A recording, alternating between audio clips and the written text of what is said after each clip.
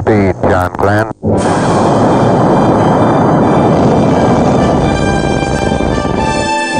It's one small step for man, one giant leap for mankind. We have a go for engine start.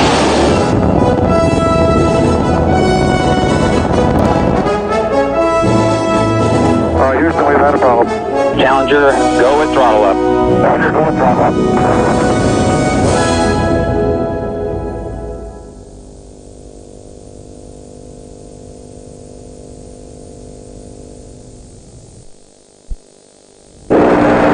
This little tape recorder has been a big benefit to us in passing some of the time away on our transit out to the moon. And it's rather odd to see it floating like this in Odyssey while it's playing the theme from 2001. Es war der 13. April 1970. Die Stimmung war sehr entspannt. Schließlich sollte die Apollo 13 auf dem Mond landen.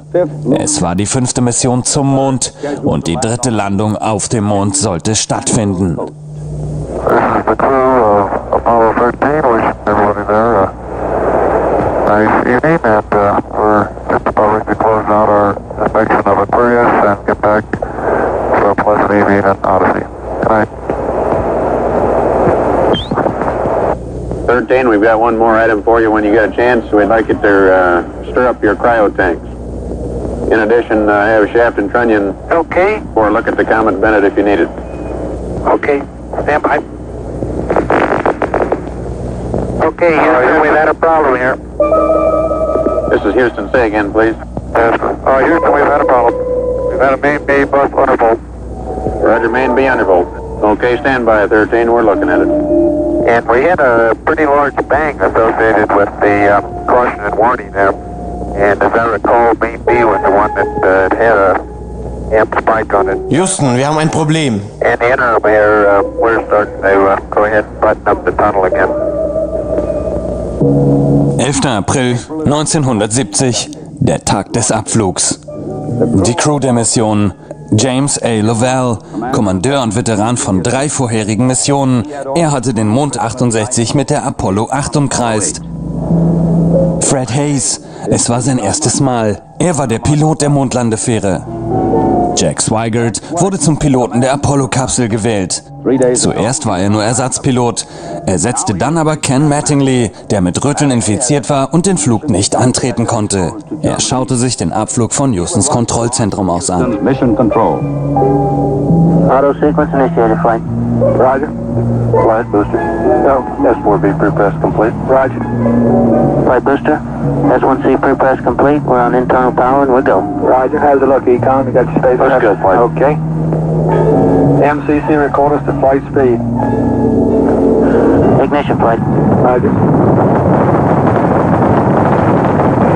Roger. Clock start, flight. Roger. Let's go, all engines. Roger. Okay, Fido, how's it look? Looks good here, flight. Good agreement. Okay, Booster, how do you look? S1C looks good, flight. Okay, Capcom, we go on the ground. Okay, we go at 1, Capcom. Yeah, we're leaving, flight. Roger.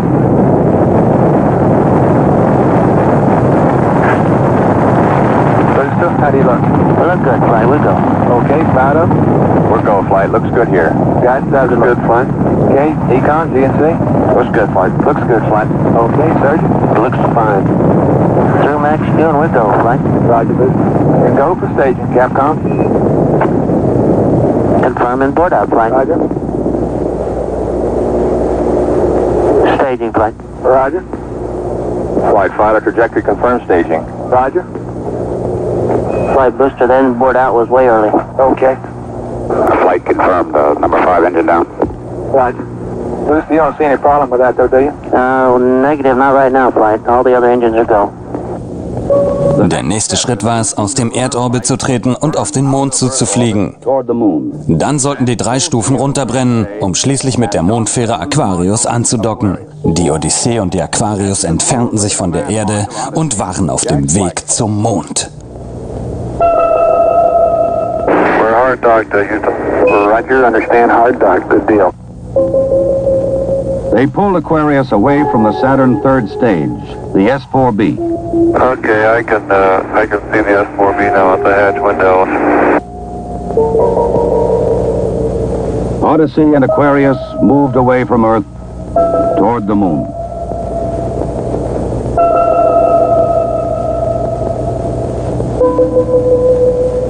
Plötzlich dann der weltbekannte Satz. Hey Houston, we've got a problem. Okay, wir haben ein Problem. Houston, wir haben ein Problem. Laut Ansage des Astronauten gab es einen lauten Knall in der Kommandokapsel. You see an AC bus undervolt there, guidance? Or ecom? Negative, flight. I believe the crew reported it. We got a main B undervolt. We may have had an instrumentation problem, flight. Roger. And we had a pretty large bang associated with the caution and warning there. Astronaut Zweigert sagte, dass es sich anfühlte wie eine Vibration und ein Schütteln. Wie später bekannt wurde, kam der Knall durch eine Explosion eines Sauerstofftanks zustande. Dieser explodierte, weil ein Thermostat in eine zu hohe Spannung angeschlossen war. Durch die Explosion wurde auch ein Leck in einen zweiten Tank gerissen. 13 psi on fuel cell 3 O2 pressure. Okay, Barrett, what do you want to do? Open circuit fuel cell 1 and 3? That's firm flight. Shut down. Dadurch, dass die Brennstoffzellen mit Sauerstoff aus beiden Tanks gespeist wurden, gab es nur die Möglichkeit, diese Mission zu beenden und zur Erde zurückzukehren, da der Zusammenbruch der Sauerstoff-, und Wasserversorgung in der Kommandokapsel durch nichts auszugleichen war. Yeah, that's because of AC, and it looks to me, looking out the hatch, that we are venting something. We are venting something out into space. Okay, let's everybody think of the kind of things we'd be venting. GNC, you got anything that looks abnormal in your system? Negative, flight. How about you, Ecom? You see anything that, with the instrumentation you got, that could be venting? That's a firm flight. Let me look at the system, flight, as far as the venting is concerned. Okay, let's start scanning. Die ABC News teilen mit: Aufgrund eines starken Spannungsabfalls und eines Energieverlustes kann es sein, dass das Apollo-Raumschiff die Mondmission frühzeitig abbrechen muss und zur Erde zurückkehren wird. Backup ecoms?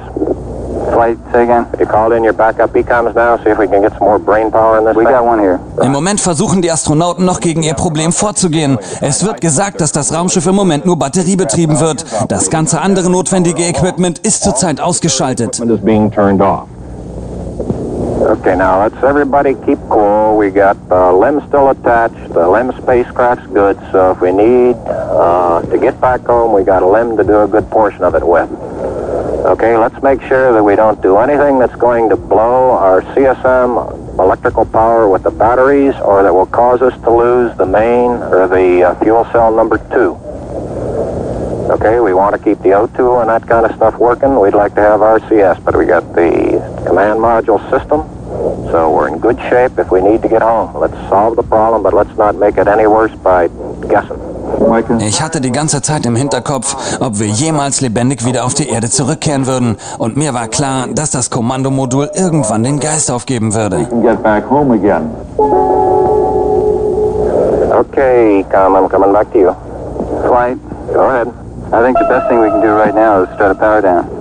Right about then, it was quite apparent to me that it was just a question of time that the command module was going to be dead. You don't want to get fuel cell pumps off, do you? We can do that on fuel cell number 1 flight. Okay, well, let's make sure we don't blow the whole mission.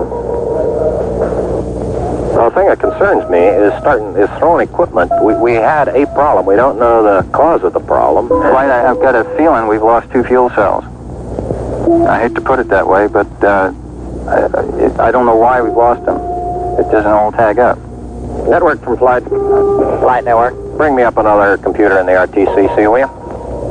We got one machine on the RTCC and we got dual CPs downstairs. Okay, I want another machine up in the RTCC and I want a bunch of guys capable of running D-logs down there. Roger that. Was das alles bedeutet, ist bis hierhin nur eine Spekulation. Zuerst einmal, wenn das Raumschiff anfängt zu rotieren oder zu wackeln, befinden sich die Astronauten nicht unbedingt in Gefahr. I'll tell you what, GNC, can you get somebody in the back room to try to figure out what the equivalent delta V is we're getting, so that we can see if we can backtrack to see if we can figure out what's venting. Roger, we'll give it a try, Flight. Okay? When I looked up and saw both oxygen pressures, one absolutely zero and the other one going down, it dawned on me, and I'm sure Jack and Fred about the same time, that we were indeed in serious trouble. The only way to survive the situation was to transfer to the LEM. Flight Econ. Go ahead, Econ. The pressure in O2 Tank 1 is all the way down to 297. We better think about getting in the LEM or using the LEM systems. I'd say this is a serious situation. Ich sage ganz ehrlich, dass das die schwierigste Situation war, die wir jemals hatten bei unseren Missionen. Und Sie haben absolut recht, wenn Sie sagen, dass nur mit Glück alles glimpflich verlaufen ist. Das Ganze hätte auch fatal enden können. Into a rendezvous situation, or the command module being around the moon, then what you state is absolutely true. It would be a fatal situation. Tell me you're from Flight.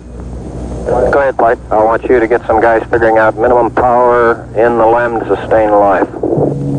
Der Zwischenfall fand über 200.000 Meilen von der Erde entfernt statt. Lovell, Swigert und Hayes befanden sich in der Mondfähre, die mit der leblosen Kommandokapsel verbunden war. Apollo 13 startete als wissenschaftlicher Erkundungsflug und wurde jetzt zu einem Überlebensflug. Da die Kommandokapsel so gut wie tot war, außer dem Sauerstoff, der für den Wiedereintritt benötigt wurde, musste die Mondfähre Aquarius als Rettungsboot benutzt werden. The guidance platform of Aquarius, designed to land on and take off from the moon, would have to be used. The first milestone, and I consider this after the accident, I guess, more or less the survival now. The first milestone was to get alignment on the LEM platform. Alignments are important, you know, because without knowing exactly which way the attitude of a spacecraft is in space, there's no way to tell how to burn or how to use the engines of that spacecraft to get the proper trajectory to come home. The position we are now in the Earth-Moon plane, we have to go around the moon to get back if we're going to use the DIPS engine. You would have had enough capability with the SDS engine, but of course we don't dare use that now. So we have to go to the backside of the moon and come back. Die Landung auf dem Mond musste gestrichen werden und der Kurs wurde so geändert, dass die Flugbahn um den Mond herum und wieder zurück zur Erde führte. To a safe course toward Earth. He needs to put his throttle to min also, Flight. Throttle to min? Yes, he's at 29% now, roughly.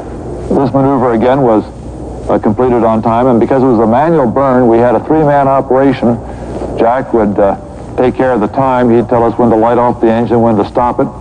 Fred handled pitch maneuver, I handled the roll maneuver, and I pushed the buttons to start and stop the engines. Aquarius, and you go for the burn.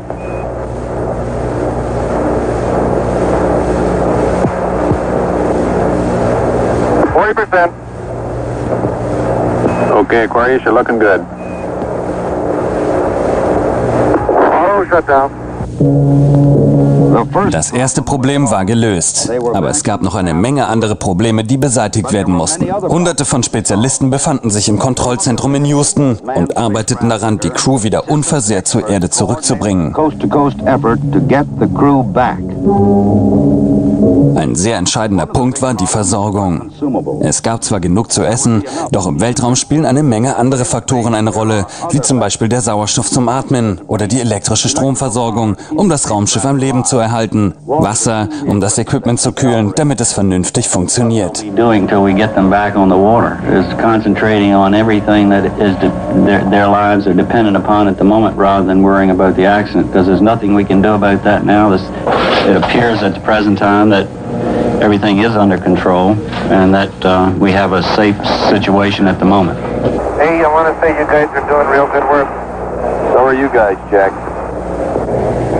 We are about 70. Wir befinden uns circa 70 Stunden vor der Landung und wir denken, dass wir die Situation unter Kontrolle haben. Es gibt noch genug Vorräte und wir haben einen Plan, wie wir die Mission erfolgreich beenden. Aber es wird keine Entspannung geben, von jetzt an bis zur Wasserung. Carrying out the rest of the mission, but there's going to be no relaxation at all as far as that goes from now until splash. Es musste eine wichtige Entscheidung getroffen werden, bevor sich Apollo 13 hinter den Mond begab. Und zwar, wo die Wasserung stattfinden sollte. Ihr jetziger Kurs würde sie in den Indischen Ozean bringen, wo es Komplikationen bei der Bergung geben könnte. Mit einer schnelleren Landung wären sie im Pazifischen Ozean, was für die Bergungskräfte einfacher wäre. Und wenn sie noch schneller landen würden, wäre das im Südpazifik, was wiederum schwerer für die Bergungskräfte zu erreichen wäre. Sie entschieden sich für den Pazifik. These simulators, both here and at the Cape, and at the contractors that continuously, ever since last night. Wir werden alles tun, um die Astronauten wieder lebendig zur Erde zu bringen. Wir haben alles gecheckt und uns vergewissert, dass es ihnen gut geht. Und das wird in Zukunft auch so bleiben. That they've done, and we've proven most everything that we've been able to run on the simulator prior to passing it up to them. There may be some details we haven't done, but at least we've checked the feasibility of everything we've done, and we'll continue to do that. They passed 137 miles from the moon. For Lovell, it was the second time that he had seen the moon so near. But there was no time for contemplation. There was another critical burn coming. Okay, let's get the cameras put away. Let's get all set to burn. So, we have one chance now. Und mittlerweile traf auch in Houston ein Reporter ein, der der Welt die ganze Geschichte schildern sollte.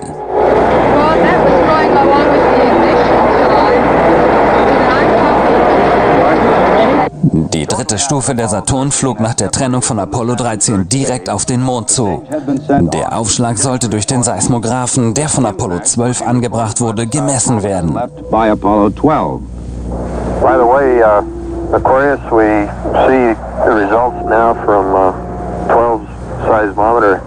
Looks like your booster just hit the moon and it's rocking it a little bit. Over. Well, at least something worked on this flight. I'm sure glad we didn't have a limb impact, too. Jim, you go for the burn. Go for the burn. Roger, understand. Go for the burn. Guidance okay?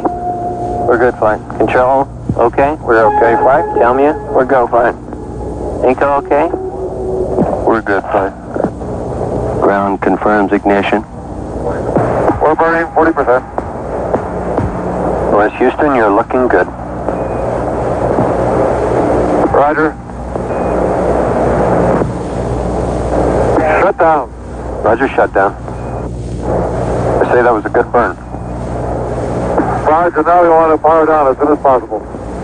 Understand. Um die Energie und das Kühlwasser aufzusparen, wurde alles bis auf die lebensnotwendigen Systeme im Raumschiff ausgeschaltet. Ich glaube, das Raumschiff ist bestens ausgerüstet und hat in den bisherigen Tests immer mehr geleistet, als es eigentlich sollte. Und genau das wird es jetzt beweisen. As we have found before, every time we've put the LEM spacecraft to a test, it's always done much more than it was guaranteed to do, and I think this is a good case in point. Das Aufsparen der Verbrauchsmaterialien. Der Behälter im Kühlwasser hatte ein Leck und somit bekamen die Astronauten nasse Füße und die Temperatur im Raumschiff sank rapide. I guess it leaked about a quart of water, I would estimate. But it took me about 2 days to get my feet dry, and of course I think you were all aware that the temperatures were going down in both vehicles, and it's made for very chilly feet for a couple days.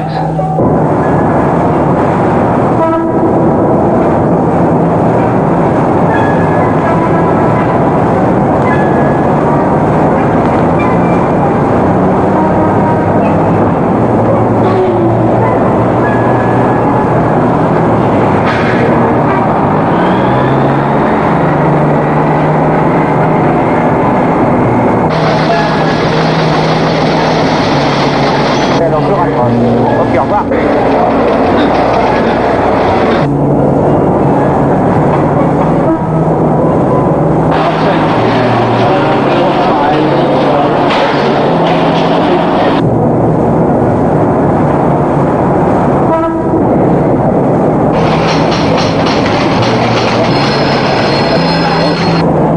Es waren harte Tage. Die Menschheit betete in diesen Tagen für die Astronauten und überall auf der Welt gab es Gottesdienste und Versammlungen, die zeigten, in welcher Art und Weise den Astronauten in dieser schweren Phase beigestanden wurde. For a moment of prayer for the crewmen of the Apollo 13. We'll hold silence for a moment, please.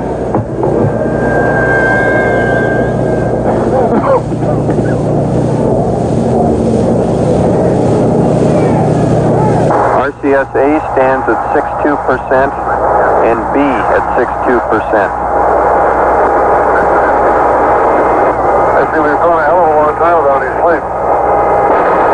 We have to start thinking about getting people back to sleep again because I didn't get any sleep last night at all. module just slowly kept going down in temperature until I think just prior to re-entry, it was down to about 38 degrees. And along with that, it was a sort of a chilling coolness. The walls were perspiring, the windows were completely wet, and it wasn't too healthy. I recall that we went in there to get some hot dogs one day, and it was like reaching into the freezer for the food.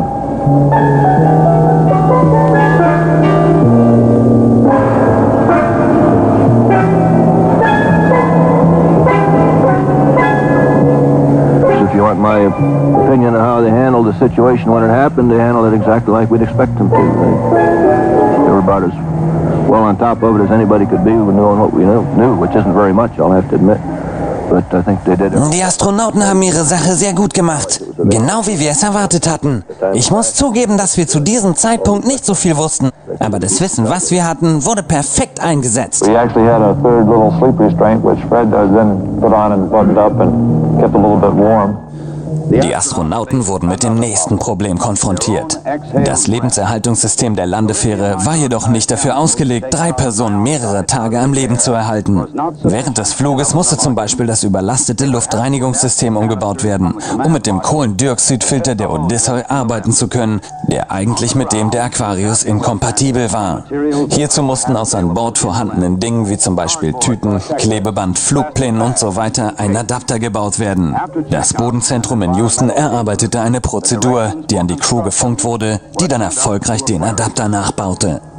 At this point in time, I think the partial pressure of carbon dioxide was reading about 15 millimeters.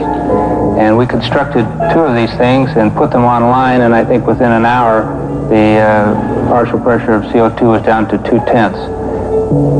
So you see that survival now became one of initiative and ingenuity, and it was one which the ground continually helped us along. We had all kinds of people on the ground trying to think of ways of extending our lifetime. Es sollte noch eine letzte Absprengung geben. Eine Kurskorrektur sollte die Astronauten durch die Atmosphäre und dann sicher zur Erde bringen. Return to Earth. We're at burn attitude, flight. Knowledge. Ignition. Thrust looks good. Shut down. Danach sagten die Astronauten, dass es für sie in dieser Phase nur eine Möglichkeit gab. Sie mussten weitermachen und hoffen. Das war alles, was sie in diesem Moment machen konnten.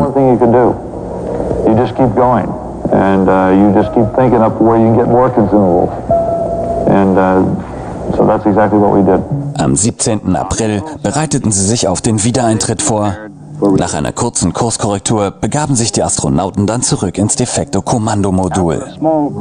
Zurück im Kommandomodul Odyssey erwarteten die Astronauten nun den Wiedereintritt in die Atmosphäre.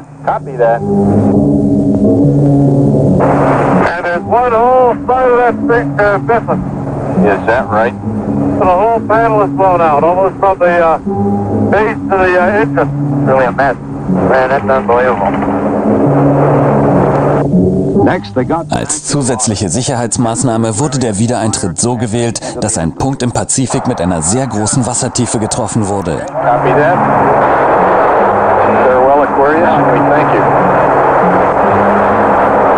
Okay, LOS in a minute or a minute and a half. At entry attitude, we'd like Omni Charlie. And welcome home. Thank you. Das sogenannte Blackout, die Funkstelle beim Wiedereintritt, dauerte länger als die üblichen 3 Minuten. Man dachte, es sei alles verloren.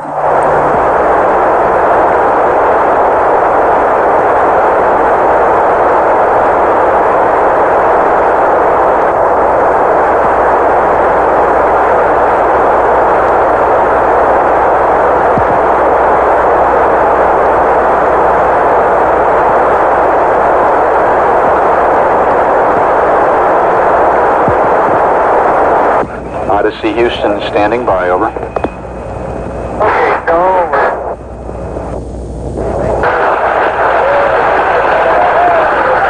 Odyssey Houston, we show you on the mains. It really looks... Doch am 17. April 1970 um 13:07 Uhr wasserte Apollo 13 im Pazifik, wo die Crew von der USS Iowa Jima aufgenommen wurde. Roger, Apollo 13, this is recovery, and your chutes look good. Apollo 13, this is recovery. We observed your RCS burn, over. The recovery, Apollo 13 is descending. Apollo, this recovery, over. Photo 1 spliced in at this time. The three chutes are displaced in the water. 0 degrees, magnetic 3 and 1/2 miles, Iwo Jima. Iwo Jima, roger. This Photo 1, the command module is stable 1 at this time. So right it comfortably. The vertical axis are approximately 15 degrees. Swim 1, you're cleared into position for 3, the other 2 units. Swim 1, roger. There you go, swim 2, you win line 270.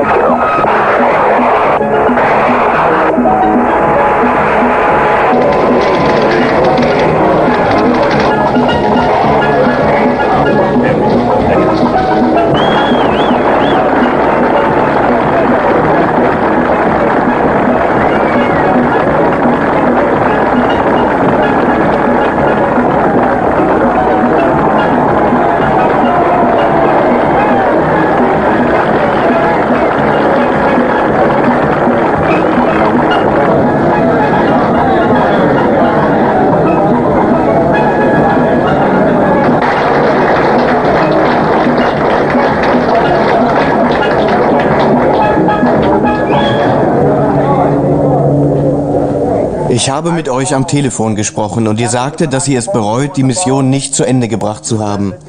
Aber ich will hiermit sagen, dass es eine sehr erfolgreiche Mission war. Von Anfang an war die Erkundung des Weltalls ein sehr gefährliches Abenteuer.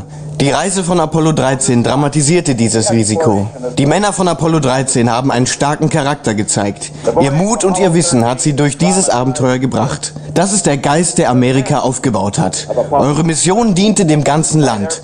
Sie zeigte uns, dass im Zeitalter der Technik immer noch das einzelne Individuum eine sehr große Bedeutung hat und dass auch in einer Krise ein sehr starker Charakter zählt. Theirs is the spirit that built America. Your mission served your country. It served to remind us all of our proud heritage of a nation, to remind us that in this age of technicians and scientific marvels, that the individual still counts, that in a crisis, the character of a man or of men will make the difference. GNC, go. Surgeon, go. Procedures, go. AFD, go. Network, go. Computer soup, go. Raj, network, give me an amber. RTC on AFD conference. RTC is on AFD conference. Okay, all flight controllers, let's play it cool.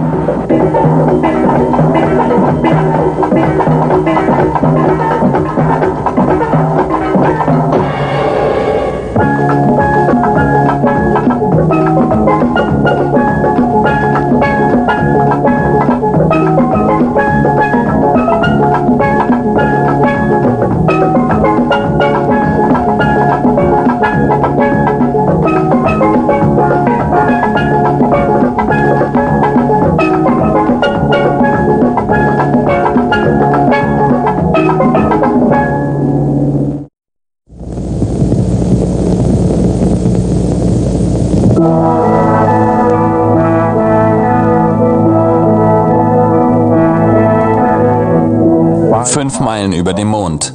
David Scott und James Irwin schauten aus der Mondfähre. Hinter ihnen befand sich Alfred Worden in der Kommandokapsel, welcher die Abtrennung der Mondfähre erfolgreich abgeschlossen hatte. Unter ihnen befand sich das Apenninengebirge des Mondes. Schon bald würde die Raumfähre niedriger fliegen und dann in einem kleinen Tal zwischen den Bergen des Mondes landen.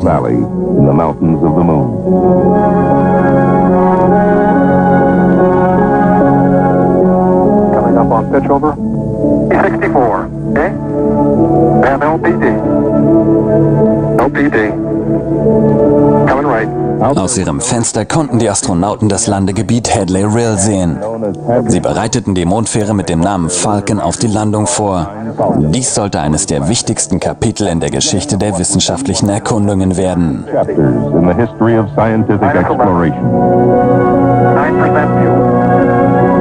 200, minus 11. 150, minus 7. Minus 6. 120 feet, minus 6. Minus 5, 100 feet and 5. 9% fuel. Minus 5. 80 at 5. Minus 3. 60 at 3. 50 at 3. Cross pointers look good. 40 at 3. 33. 25. 2. Okay, I've got 7% fuel. 20 at 1. 15 at 1. Minus 1. Minus 1. 6% fuel. 10 feet, minus 1. 8 feet, minus 1. Contact. Bam. Okay, Houston, the Falcon is on the plane at Hadley. Roger, roger, Falcon. No denying that, we had contact. Houston, the Hadley base here. Tell those geologists in the back room to get ready, because we've really got something for them. Scott und Irvin befanden sich auf einer Ebene zwischen dem Apenningebirge und Hadley Rill. Dieser Ort wurde von Wissenschaftlern vorgeschlagen, da er als eine der geologisch wertvollsten Sehenswürdigkeiten des Mondes galt. On the moon. Okay, overhead hatch is open and ledge. 2 Stunden nach der Landung öffnete Dave Scott die oberste Luke der Falcon, um die Umgebung zu inspizieren. Oh boy, what a view. I can see Pluton and Icarus. Als Scott dort stand und von seiner Aussicht schwärmte, war den Leuten auf der Erde die Wichtigkeit dieser Mission noch gar nicht bewusst. An Bord der Raumfähre befand sich ein kleines Buggy-ähnliches Auto, das Mondauto oder auch LRV, Lunar Roving Vehicle genannt wurde. Mit diesem Auto konnten die Astronauten Kilometer auf dem Mond zurücklegen und Bodenproben und andere Proben aufnehmen, um sie dann zu untersuchen oder für Experimente zu benutzen. Sie untersuchten die verschiedenen Schichten des Mondes, wie man es hier besonders gut sehen kann.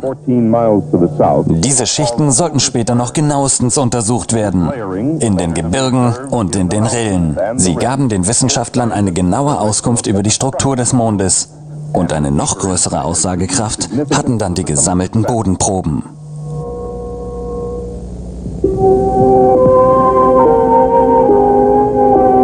Die Reise der Apollo 15 hatte 4 Tage früher begonnen, am 26. Juli 1971. Die Crew, Dave Scott, der Kommandant und Veteran von Gemini 8 und Apollo 9, Jim Irvin, wurde als Pilot der Mondlandefähre eingeteilt. Er sollte die Hadley-Rille und das Apenningebirge mit Scott erkunden. Al Warden, Pilot der Kommandokapsel. Er sollte in der Kapsel zurückbleiben und zwischenzeitliche Tests und Kameraaufnahmen machen, die gekoppelt mit der Arbeit von Scott und Irvin die wertvollsten Informationen über die Struktur des Mondes ergaben, die jemals erarbeitet wurden. History ever achieved.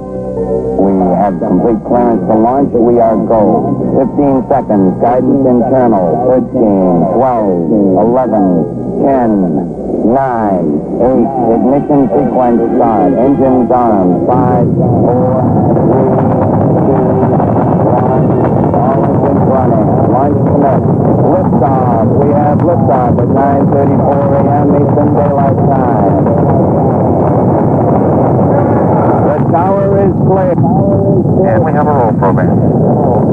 Der Start verlief planmäßig. Genau um 9:34 Uhr morgens verließ Apollo 15 die Abschussrampe und befand sich auf dem Weg zum Mond. Mit der Ausnahme von ein paar kleinen Problemen war der Start sehr unspektakulär. Das Kommandomodul Endeavour, welches die Mondlandefähre Falcon trug, gelangte problemlos in den Mondorbit. Und die Astronauten waren von der Sicht überwältigt. Oh, this is really profound. I'll tell you, this is absolutely mind-boggling up here. Gentlemen, I can well imagine that a foreign planet must be a weird thing to see. Der 31. Juli. Nach einer Nacht der Ruhe wagte Dave Scott den Abstieg in den morgendlichen Mond.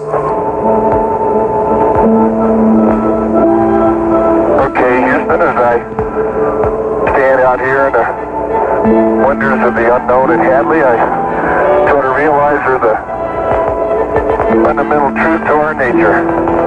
Man must explore. And this is exploration at its greatest. Auch Jim Irvin folgte ihm. Oh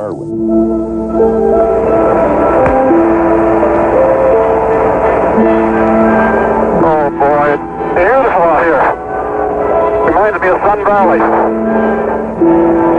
Their first job. Als erstes mussten sie das Mondauto aus der Fähre holen. Looks like she's coming down okay. No. Hey, can you pull it out a little bit, Jim? Up that. That looks good. Boy, is this dirt soft. Like soft powder snow. Als nächstes probierten sie das Auto aus. Während dieser Testfahrt kam es zu einem Defekt. Das Mondauto war mit einer Vorder- und Hinterlenkung ausgestattet. I don't have any front steering, Joe. Like this rear steering, Dave. Yeah. In use, the absence of front-wheel steering would hardly be noticed. Then they loaded the equipment they would need for their geological survey and boarded the rover for their first exploration. Okay, we're moving forward, Joe. Roger. Dass hier die vordere Lenkung ausfiel, war dann aber auch nicht weiter von größerer Bedeutung, da die hintere noch perfekt funktionierte.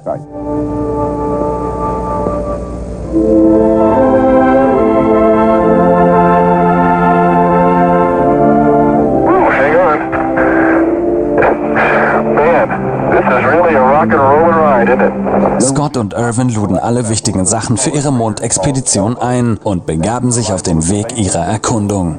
Sie fuhren direkt auf den St. George-Krater zu, welcher sich südlich von ihrer Landestation befand. Auf dem Weg dorthin wurden Bodenproben eines kleineren Kraters mit dem Namen Ellenbogen entnommen und dann kamen sie am Boden des St. George-Kraters an und die beiden Astronauten waren überwältigt vom Anblick. Dann stellte Scott die Fernsehantenne auf dem Mondauto ein und so circa 250.000 Meilen entfernt im Kontrollzentrum konnte ein Flugtechniker die am Mondauto angebrachte Kamera bewegen. Wissenschaftler und Experten auf der Erde konnten die Mondexpedition direkt an einem Bildschirm verfolgen und auch zu Hause an den Bildschirmen konnte die Expedition verfolgt werden.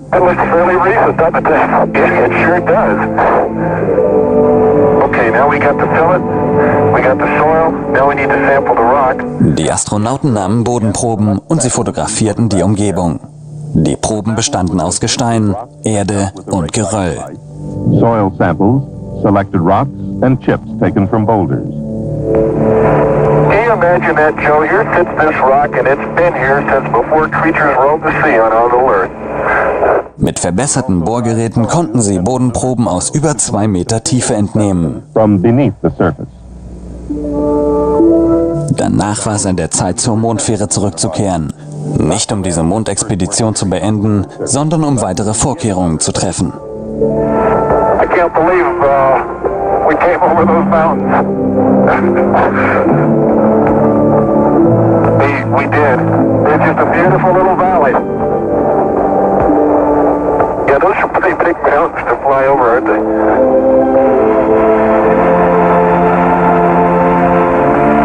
Nachdem sie zur Mondkapsel zurückkehrten, um ihr Equipment einzuladen, bauten sie eine kleine Station in der Nähe der Mondfähre auf, welche den Stationen aus vorherigen Missionen ähnelte. Mit der Einrichtung dieser Experimente war eine neue Entwicklung in der Mondforschung erreicht.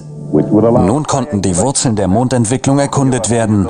Eine Aufgabe der Astronauten war es, die Verpackungen so weit wie möglich zu werfen, um zu zeigen, dass die Erdanziehungskraft auf dem Mond nur 1/6 beträgt. Dave Scott. I'll give you a demonstration here, Joe. Roger, right on. Here it goes. Spectacular demonstration. Oh, well, enough of that. Lovely. What was that a demonstration of, by the way?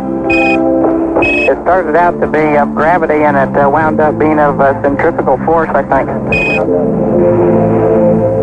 Dann wurde mit einem Bohrer ein Loch in den Boden des Mondes gebohrt und ein Messgerät eingeführt, um dann den Wärmefluss im Gestein des Mondes zu messen. Seine Erkenntnisse und Beobachtungen waren immens wichtig für die Weiterentwicklung dieser Expedition.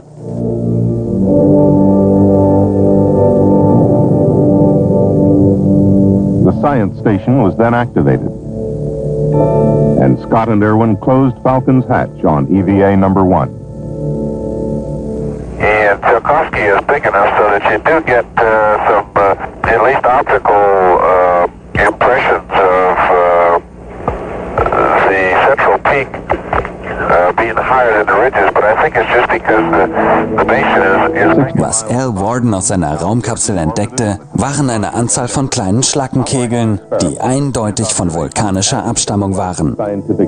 Dies war eine wichtige Erkenntnis in Bezug auf die Frage, wie viel vom Mond durch Vulkane und wie viel durch Meteoriteneinschläge geformt wurde.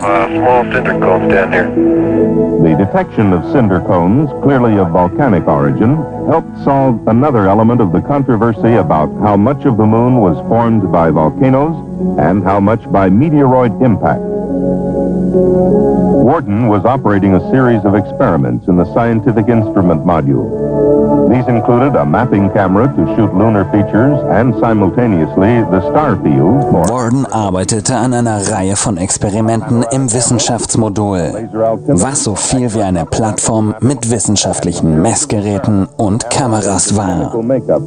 Alle Wissenschaftler waren sich einig, dass diese kleine Plattform die wichtigsten Erkenntnisse dieser Monderkundung erzielen würde.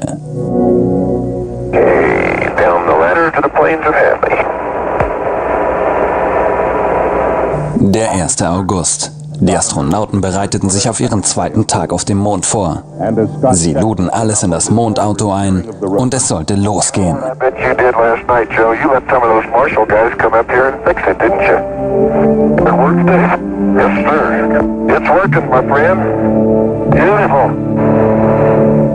Ihr Ziel war das Apenninengebirge. Hier sollten sie noch einige Bodenproben entnehmen.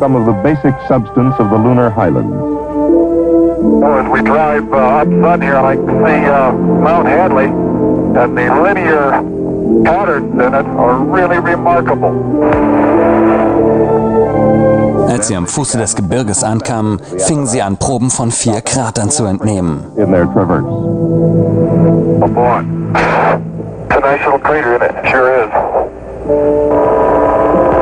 Okay, Jimmy, let's go to work. Roger. Look at that. Almost see twinning in there. Guess what we just found? I think we found what we came for. Crystal rock, huh? Yes, sir. You better believe it. Für das untrainierte Auge sah es aus wie ein ganz gewöhnlicher Felsbrocken, aber die Kristalle in dieser Anordnung oder Verkuppelung zeigen, dass es sich hier um Mondgestein handelt. Mondgestein, das schon seit vielen Millionen Jahren existiert und sich in dieser Zeit nicht verändert hat. Es war ein Schlüssel zu vielen Geheimnissen, aber es stellten sich auch viele Fragen, wie zum Beispiel der Farbunterschied, die unterschiedliche Anordnung der Kristalle, warum gab es Unterschiede zwischen dem Gestein des Hochlandes und dem des Flachlands. Er bekam den Spitznamen Genesis-Stein und war der Hauptbeweis für die Entwirrung der prägenden Prozesse zwischen dem Mond, der Erde und dem Planeten. Yes, sir. Joe, this crater is a gold mine. And there might be diamonds in the next one. Yeah, babe. Danach bekamen sie die Anweisung, wieder zur wissenschaftlichen Station zurückzukehren, da das Bodenpersonal mit Hilfe der Fernsehkameras alles mitverfolgt hatte. Probably before you go much longer. It's coming very loose there. Okay. Coming very loose. Let me do it right now, Joe. So we don't forget it. Roger, we sure don't want to lose that one. I don't know what we'd do without you, Joe. Okay, Jim, let's get on a rover and get back. Yeah. it's nice to sit down in it. Oh, it is. Okay, and we're on our tracks. Roger. And follow them home. There's sure a lot of neat rocks in Dune. Too bad we can't spend some more time. On your next trip. Yeah, next trip, you're right. Making me seasick. What do you expect traveling on the Mare? Als sie wieder in der Station angekommen waren, fing Scott an, das zweite Loch zu bohren, um dann wieder ein Messgerät einzuführen, um die Temperaturströme zu messen. Die Schwierigkeiten, diese Löcher zu bohren, konnte man noch Wochen nach der Mission bei Scott erkennen, denn er trug Blutergüsse an den Fingernägeln davon. Several weeks after the mission. Okay, Dave, take heart. You've got just 1 minute of drilling left. Okay, we made a little money, didn't we? Hand over fist. Jetzt war die Zeit gekommen, zurück in die Mondfähre zu klettern und EVA 2 zu beenden. Der Bohrer und die anderen Instrumente wurden am Boden zurückgelassen, um sie dann am nächsten Tag abzubauen.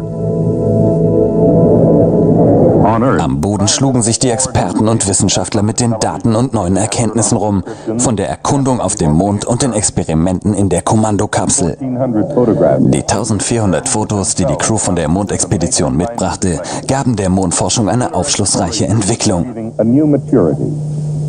Es gab neue Möglichkeiten und die Puzzleteile passten zusammen. Einer von den Wissenschaftlern wurde gefragt, warum er sich nach 24 Stunden voller Konzentration nicht ausruhen wollte. Er antwortete, dass er viel zu aufgeregt sei. Oh, it's nice to be outside where you can stretch a little bit. Okay. What's the site? Hey, I'll meet you up there. Out to the drill. We last left our friend. Oh, it's our friend, huh? Yes, it is. If we could just get our shoulder under that. Okay.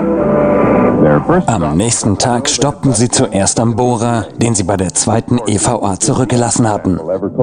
Die hieraus resultierenden Bodenproben waren die tiefsten, die jemals auf dem Mond entnommen wurden.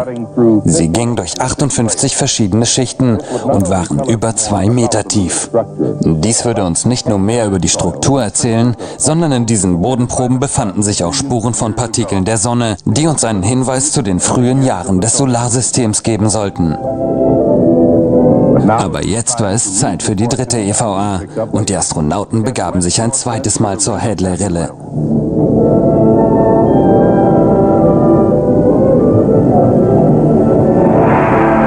Look at that reel.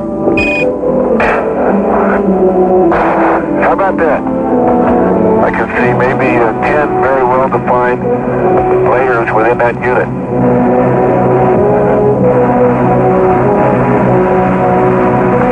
Hang on. Yeah. All right. Yeah. Very soft, but I can stuff it over that rock.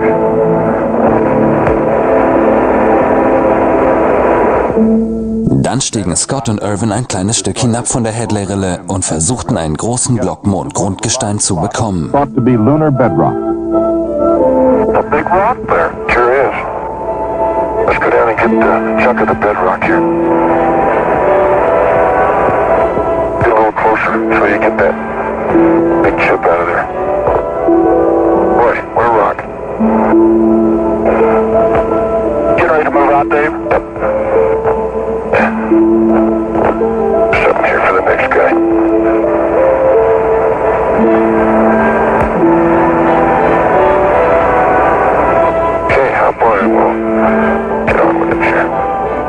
Danach schnallten sie sich an für die Rückfahrt zur Mondfähre.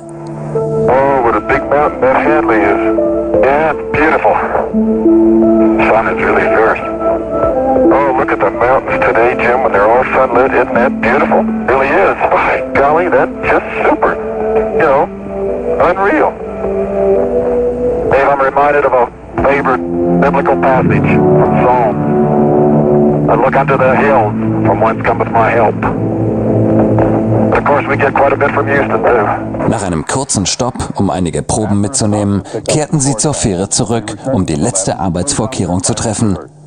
Aber zunächst schrieb Scott Geschichte. Als erstes klebte er eine Briefmarke auf einen interplanetarischen Umschlag.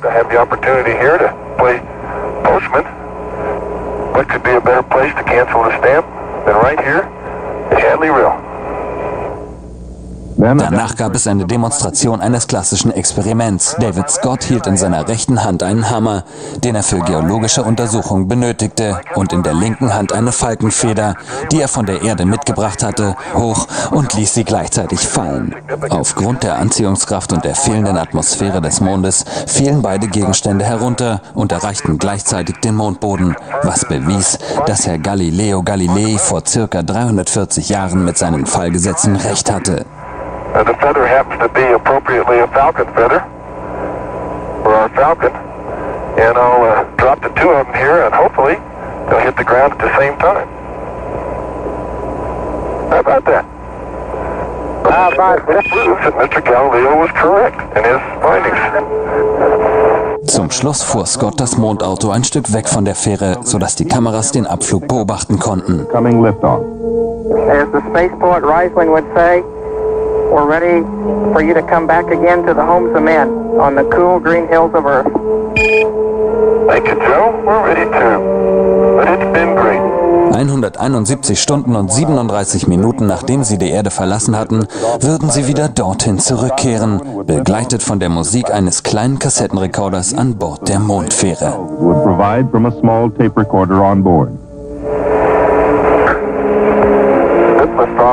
Automatic.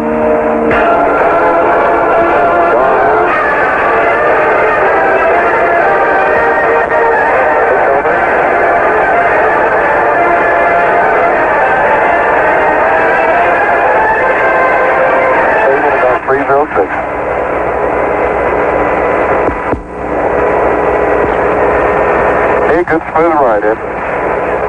Almost sounds like the wind wrestling, doesn't it? Well, what a view of the realm, huh? Older tracks coming down into it.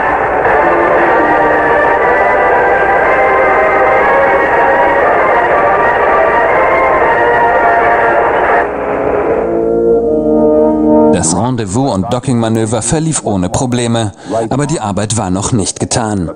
Sie mussten noch 2 Tage im Mondorbit umherfliegen, um die Fotografien und Experimente auszuwerten. Ein Tag mehr als jede Mission zuvor. Am 4. August bereiteten sie sich dann auf die Heimreise vor und sogar bei ihrer letzten Mondumdrehung gab es noch ein Experiment.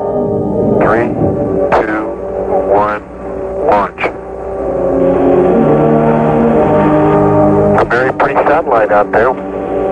Vor dem Verlassen des Orbits wurde noch ein kleiner Satellit aus der Simbay des Apollo-Raumschiffs ausgesetzt. Er sollte in der Mondumlaufbahn Daten von Gravitations- und Magnetfeldern übermitteln.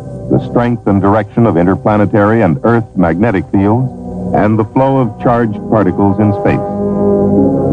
Tracking stations have acquired the satellite. Oh, very good. Dann die Absprengung, die sie auf den Weg zur Erde führen sollte. Aber ihre Arbeit war immer noch nicht getan. 172.000 Meilen von der Erde entfernt. Jetzt verließ Alfred Worden die Kommandokapsel während des Fluges noch für eine weitere 38-minütige EVA, um Filmmaterial zu bergen.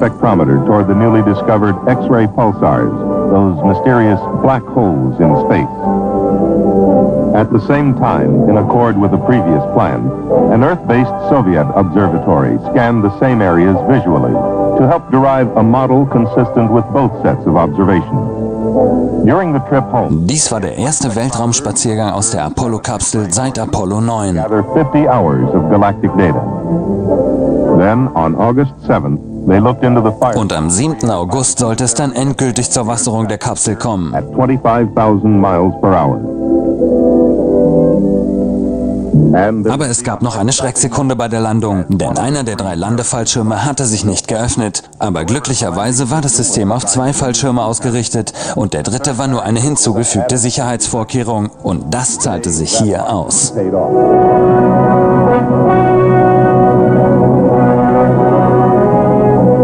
Der Erfolg der Apollo 15 war spektakulär. Die wissenschaftlichen Resultate waren unglaublich. Ein Wissenschaftler sagte, dass es eine 100%ig erfolgreiche Mission gewesen ist.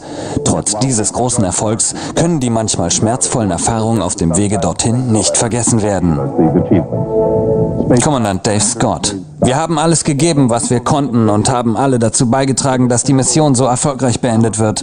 Der eine mehr und der andere weniger. Und wir kennen 14 Leute, die alles gegeben haben, was sie konnten. Und deswegen haben wir eine kleine Erinnerung auf dem Mond zurückgelassen. So circa 5 Meter nördlich vom Mondauto entfernt in einem kleinen Krater befindet sich eine kleine Flagge mit 14 Namen. 14 Namen in alphabetischer Reihenfolge mit Namen von Astronauten, die bei der Erkundung im Weltraum ihr Leben verloren haben. Daneben liegt eine kleine Figur, die die gefallenen Astronauten repräsentieren soll.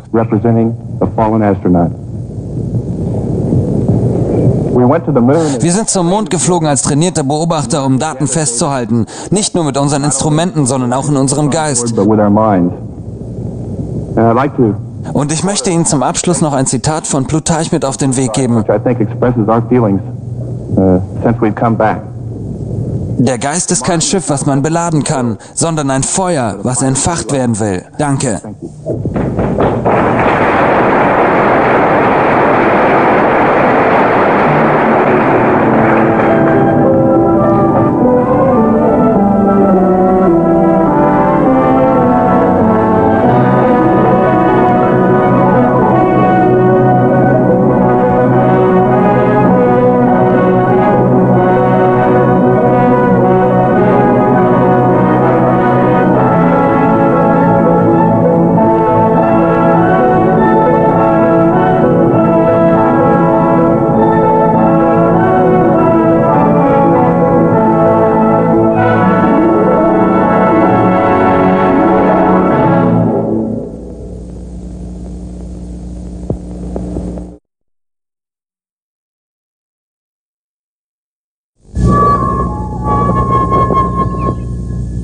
Es war der 16. April im Jahre 1972.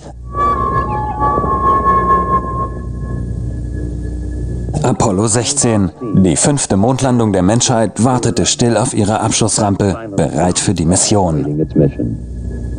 Noch im Gebäude aß die Crew entspannt ihr Sonntagsfrühstück. Kommandant wurde Weltraumveteran John Young, der bereits 2 Gemini-Flüge und einen Mondflug mit Apollo 10 vorzuweisen hatte. Pilot der Kommandokapsel sollte Ken Mattingly werden, dessen Aufgabe es war, Experimente im Mondorbit durchzuführen, während Charles Duke zusammen mit Young die Mondoberfläche erforschte. Der 22. April. Duke und Young befanden sich angeschnallt in einem kleinen elektrischen Auto mit dem Namen The Rover und buckelten über das Descartes-Hochplateau auf dem Mond.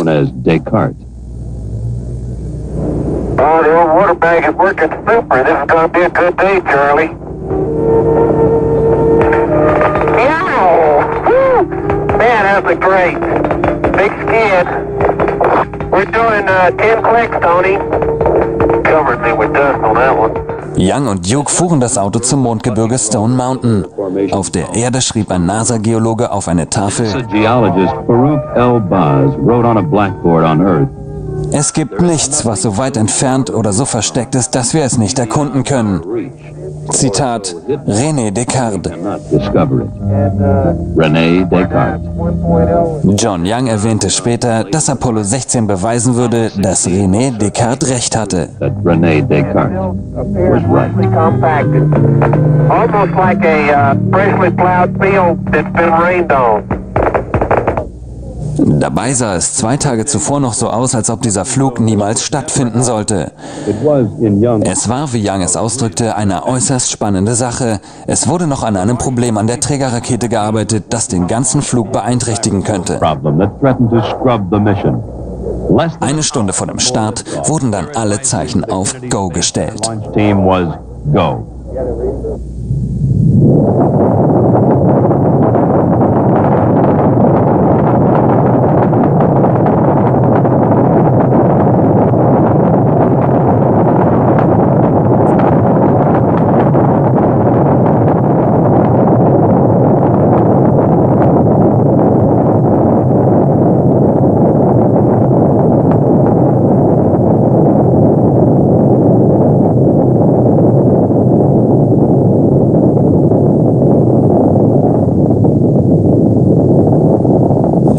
verlief perfekt.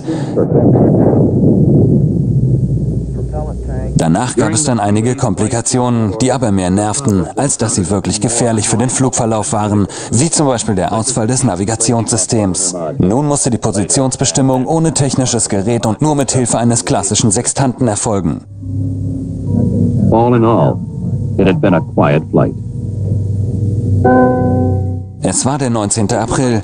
Die Absprengung in den Mondorbit stand kurz bevor. Hello, Houston. Sweet 16 has arrived. Alles verlief nach Plan.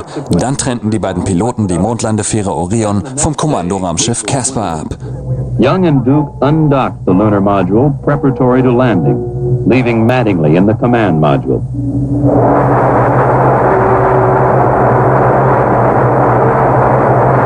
Okay, Jim, it was a little rush, but we got it done. Right here, 5-5, Jim, and we're sailing free.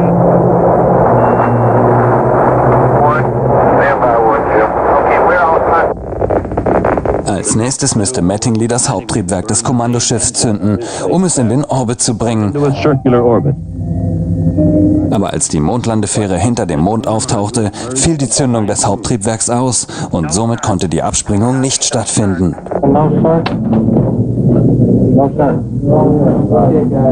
No, sir. In preparing for the circularization burn, Mattingly had found apparent uncontrolled oscillations in the main engine's backup control system. Following mission rules, he did not make the burn. How long do you think it's going to take them to get rendezvous, Jerry? I think your estimate of a couple of 3 rounds.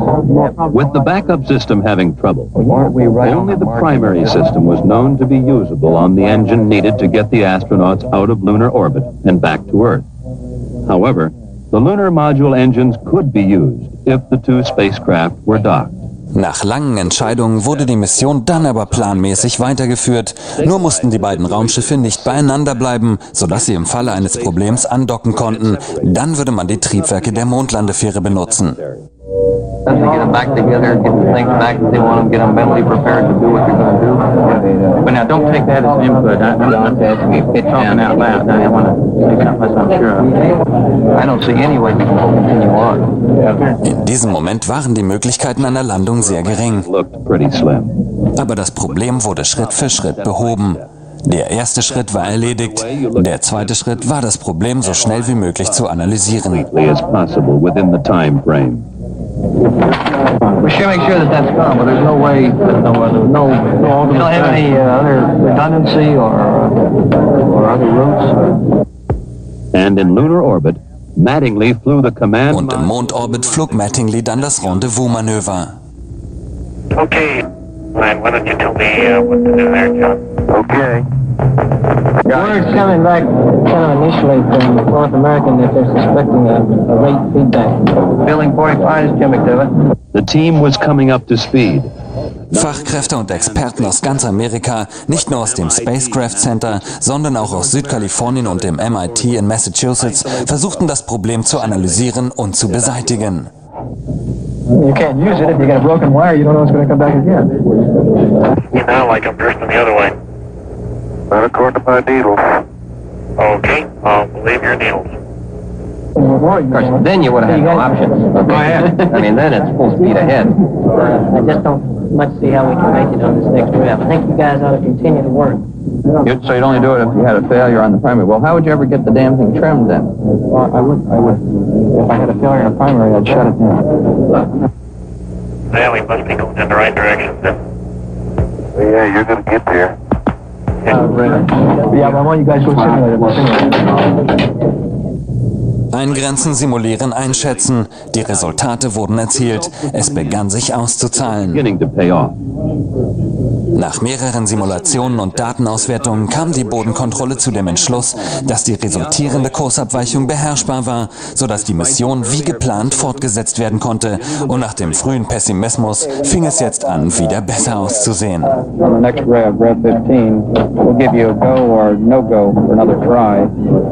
Manned Spacecraft Center Director Dr. Christopher C. Kraft, Jr. just came back into the control center after having attended a meeting by management people in one of the back rooms, and the situation is go for landing. Well, have at it, Dave. We're going to try it. You do have a go for another try here at PDI on Rev 16. Und wieder einmal kamen sie hinter dem Mond hervor. Alle Zeichen waren auf Go gestellt und bei der nächsten Umdrehung sollten John Young und Charles Duke langsam herabsinken und zur Landung auf dem Descartes-Hochplateau ansetzen. Okay, filter initialization looks good. Right on, look, feel that beauty, come on. 200, pro. It's over. It's over. Huh? And here it is, Gator, Lone Star. Right on. I'll be the thanks, Charlie. Okay, 40 degrees, 38 degrees. Right on dot, north ray. Okay. Looks like we're going to be able to make it, John. There's not too many blocks up there. Ryan, you go for landing. Right now looks pretty good. Go. Go, Hunter. Okay, any words on that? Go, Sam. Looking good. It looks good. Yeah, we're going to act. There comes the shadow. Okay, down at 3, 50 feet, down at 4. Give me one click up. We're backing up slightly. Okay, 2 down. Stand by for contact. We're going to let her down. You level off. Let her on down. Okay, 6%, plenty fast. Contact. Stop. Boom.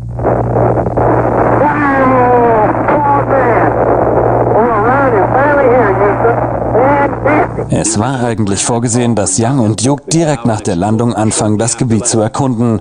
Doch hatten sie diese Landung aufgrund der Probleme mit einer 6-stündigen Verspätung durchgeführt und sie waren müde. Die Astronauten gingen schlafen. Der 21. April. Kommandant John Young stieg herab auf das Descartes-Hochplateau. Es war 11:58 Uhr morgens Oststandardzeit.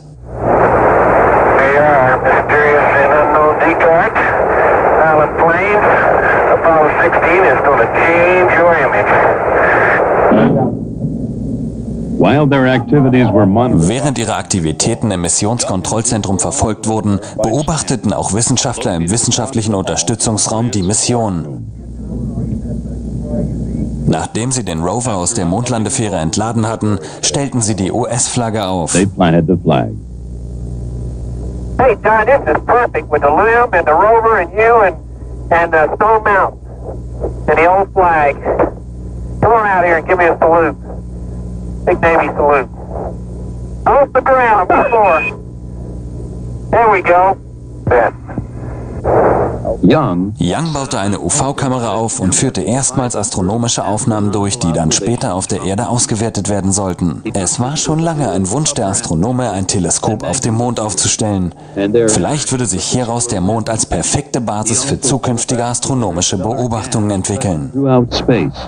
And the ultraviolet halos that appear around galaxies. Astronomers have long wanted a telescope on the moon. Perhaps this experiment would show the moon an ideal base for future astronomical observations. You want 2 pans? Yeah, we would like to. John, sir. Duke bohrte ein Loch in den Boden des Mondes, um dann den Wärmefluss im Boden zu messen. Dieser war ein Teil eines Experiments, was nicht bei der Station ausgeführt wurde. Während Duke bohrte, baute Young die Hauptstation auf und begann den Rest des Experiments vorzubereiten. Dann folgte, wie viele Fachleute später sagten, die größte Enttäuschung dieser Mission. You know, it looks, I bet it's just like the side of that fresh crater we saw back there in the limb. Charlie, what? Something happened here. What happened? I don't know. Here's a line that pulled loose.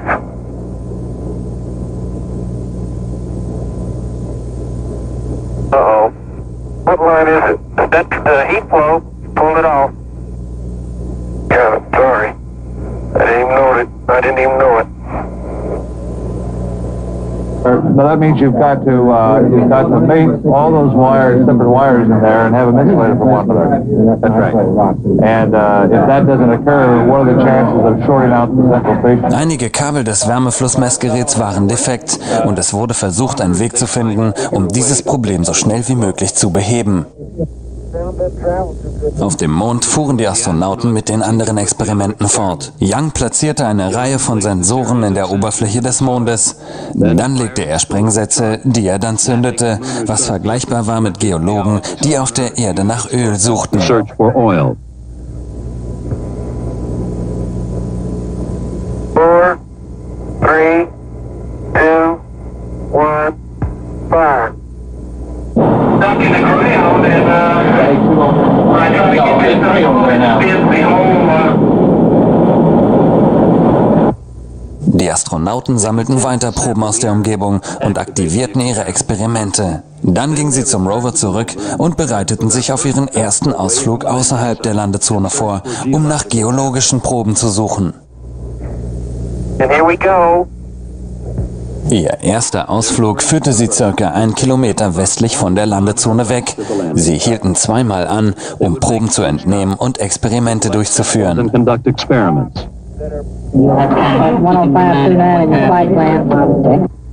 Well, I couldn't pick a better spot. John, you're just beautiful. It is the most beautiful sight. What's that? You're standing there on the rim of that crater. Young benutzte ein tragbares Magnometer, um das Magnetfeld zu messen. Später sollte sich herausstellen, dass er das stärkste Magnetfeld, was jemals auf dem Mond gefunden wurde, entdeckte. Und es war stärker, als die Wissenschaftler jemals vermutet hatten. It's really some crater. As you come around there, there's a rock in the near field on this rim that has some white on the top of it. We'd like you to pick it up as a grab sample.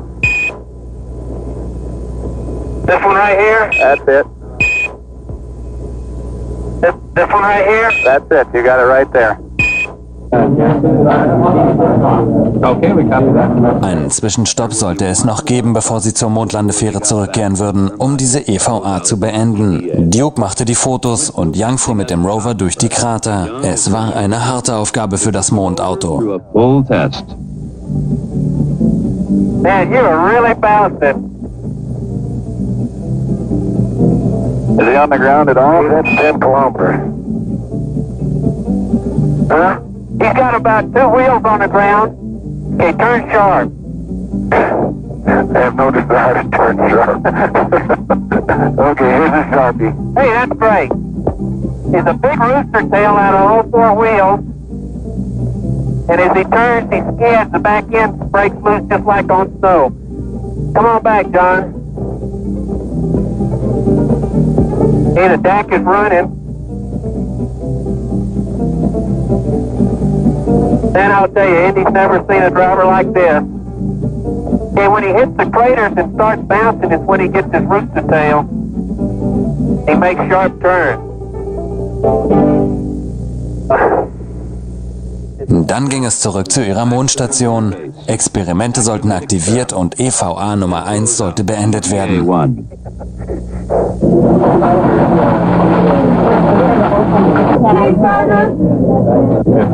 Wise exercise, there, right? Physical fitness gym level. Hey, that's right. We're going to take pictures of the hot dogs. Showing the low residue, high protein diet. Am Boden machten auch die Wissenschaftler eine Pause. Am nächsten Tag würde es wieder sehr anstrengend werden. Der 22. April. The lunar surface temperature in the sun should be around 135 degrees today. Die heutige Fahrt ging ca. 4 Kilometer in südlicher Richtung. Der Rover wurde an der Seite des Stone Mountain hochgefahren. Man, we are really going up a hill, I'll tell you. Die erste Station, ein Krater, 700 Fuß über der Mondlandefähre.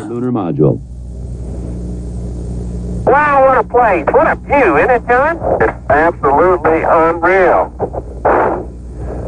We really come up here, Tony. It's just spectacular. I have never seen it.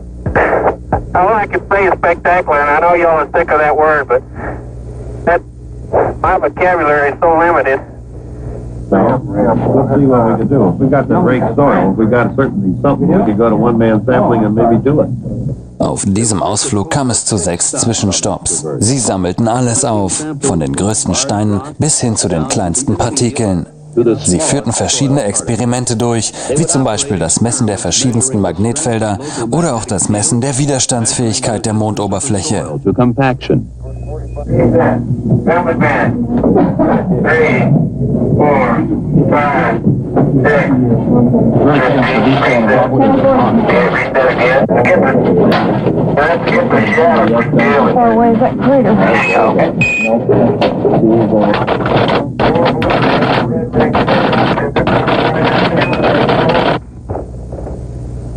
Man, we come a long way.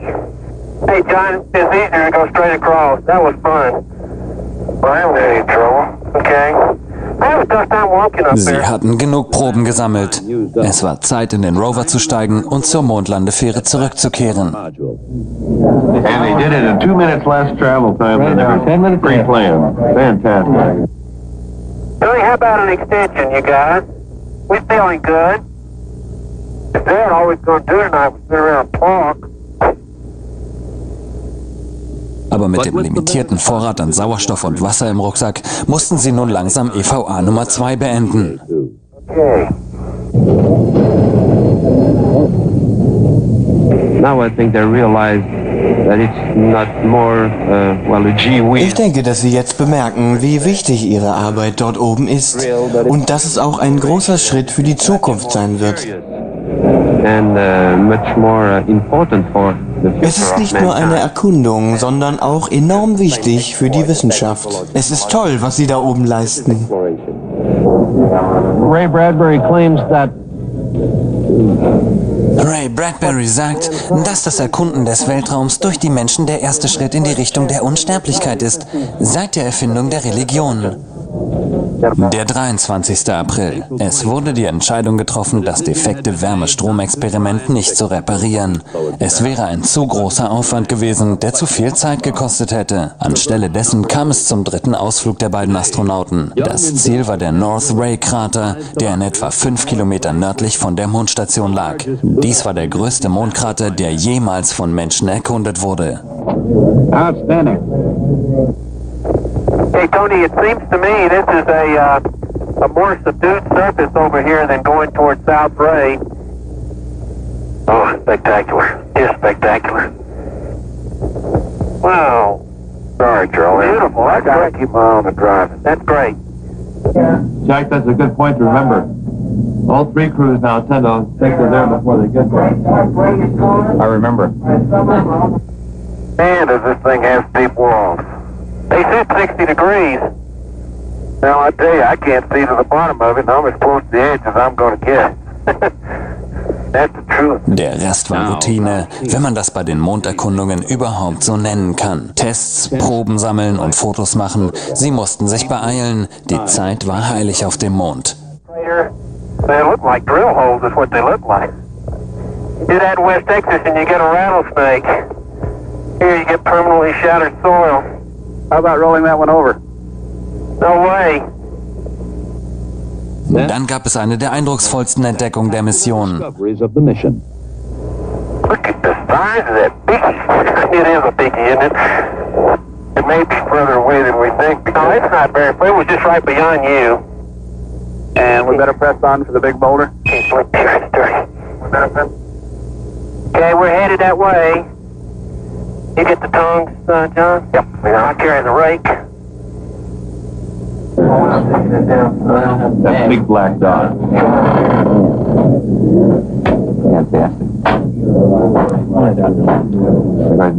Sie stießen auf einen riesigen Felsbrocken, den wohl größten, der bisher auf dem Mond entdeckt wurde. Right out of the bottom. But my guess from the old photographs is it probably is. Okay, that sounds like a good guess. They weren't at it? No. It looked like they were standing right there. Look at the size of that rock. Curious what they're going to look like when they stand next to it. We can see. The closer I get to it, the bigger it is. Yeah, but look at the permanent shattered part, Charlie. On this side over here? Yeah. And as our crew slowly we bet upon it, disappeared into the sunset. Well, Tony, that's your house rock right there. Very good. Don't get too near the edge of that thing. It falls off. Look over at your right. It falls off pretty good. Yeah, I know. Yeah, keep going. Can't believe Got it. I can't even. Okay, let's go on back. I am. Be right with you. And we encourage you just to look for some variety. Danach war die Zeit gekommen, wieder auf die Mondstation zurückzufahren und diese dritte EVA zu beenden. All right, we think you could just about head south now. Yeah, the only reason. That's it. We're going, Home again. Jiggity jig. Auf der Rückfahrt war dann ein Schutzblech am Rover defekt, was dafür sorgte, dass die Astronauten regelrechte Duschen von Monddreck bekamen. Showers of lunar dirt. That's a beautiful sight. Young parkte das Mondauto und begab sich dann zu Duke, um in die Mondfähre zu steigen und den Abflug vorzubereiten. Boy, Houston, the beauty of this place is absolutely incredible. Smile. FAO. Don't be mad. Well, get it up there. See how nice and leisurely it's been? That's the way it should be, getting ready for ascent. 10 seconds. What a ride, what a ride.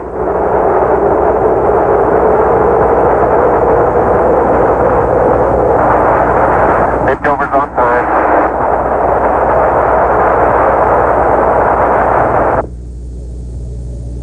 Together in orbit, the two spacecraft. Dann flogen beide Raumschiffe in den Orbit. The other.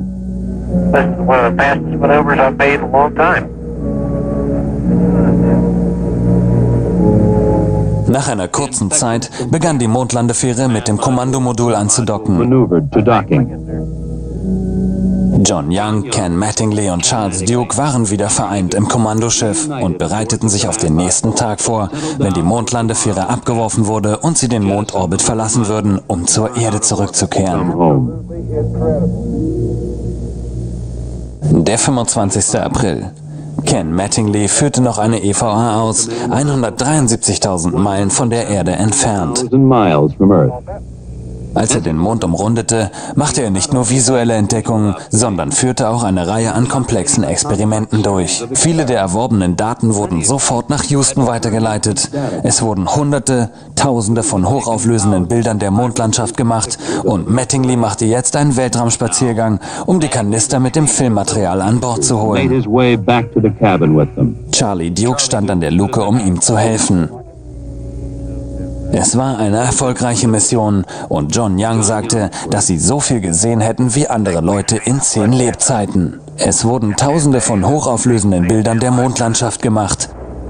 27. April, es war der letzte Tag der Mission. Die Crew sah den riesigen 5000 Grad heißen Feuerball des Wiedereintritts aus ihrem Fenster.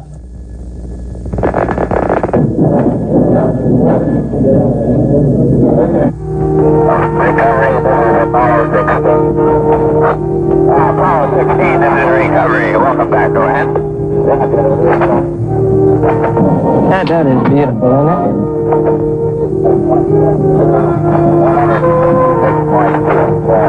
Now they're blooming. Beautiful. There they are. Beautiful.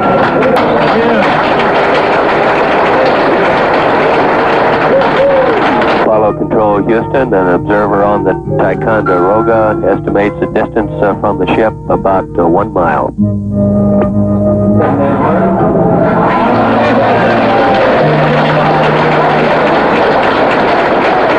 Just got it on the cover.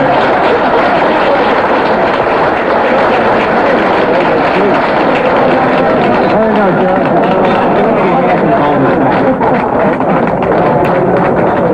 Now. You saw an example of goal-oriented teamwork. Wir haben gezeigt, wie wichtig Teamwork ist. Und wir haben etwas ganz Großartiges vollbracht. Und das alles für unser Land. Ich bin stolz. Real smooth shot. Every bit of it. Gary? You brought them in beautiful. Well, Well done, young man. Outstanding. I cannot touch that cigar anymore. I cannot.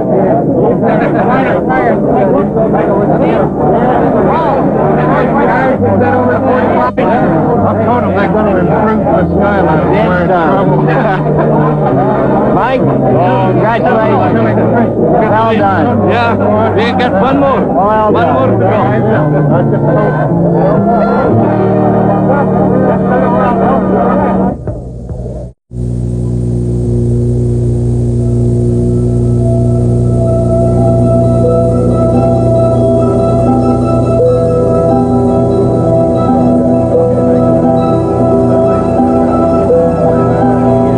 Der 6. Dezember 1972.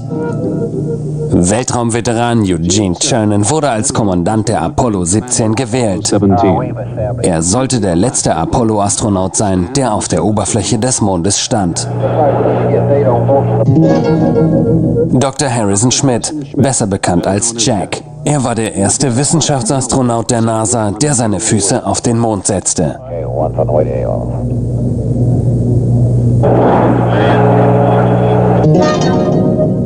Ronald Evans, Pilot der Kommandokapsel. Er würde sich im Mondorbit befinden und eine Reihe von Experimenten durchführen.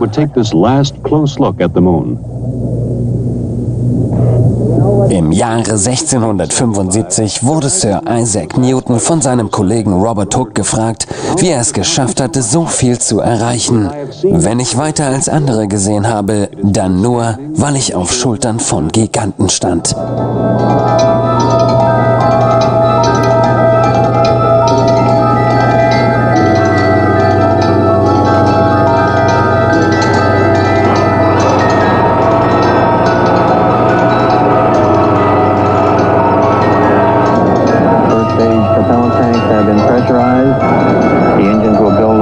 Thrust of 7.6 million pounds. T-minus 30 seconds. We have a cutoff. We have a cutoff at T-minus 30 seconds.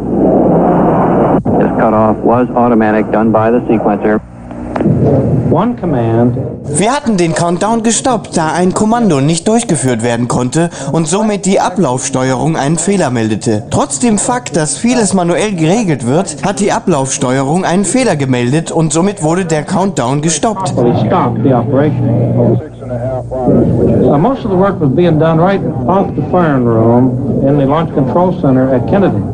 Die meiste Arbeit wird allerdings aus dem Fire Room im Kennedy-Zentrum vollbracht. Und hier gab es eine Menge von Spezialisten, die das Problem schnell behoben hatten. Und somit kamen wir zum Entschluss, mit dem Countdown fortzufahren, da es keine Gefahr mehr gab.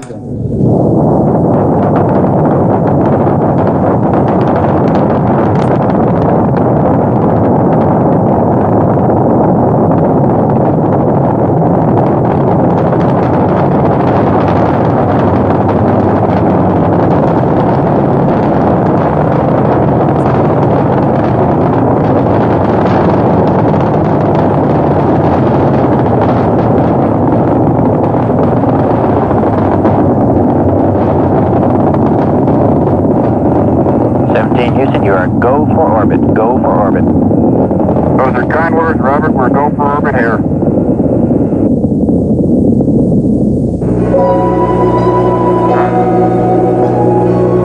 Nachdem sie den Erdorbit verlassen hatten, bewegten sie sich in Richtung Mond weiter. And headed toward the moon. Houston, we're right in the middle of a snowstorm. Ron Evans, der die Kontrolle über das Kommandoschiff America hatte, begann das Kommandomodul mit der Mondlandefähre Challenger anzukoppeln. Dann ging die dreitägige Reise zum Mond weiter. Then continued the 3-day coast to the moon.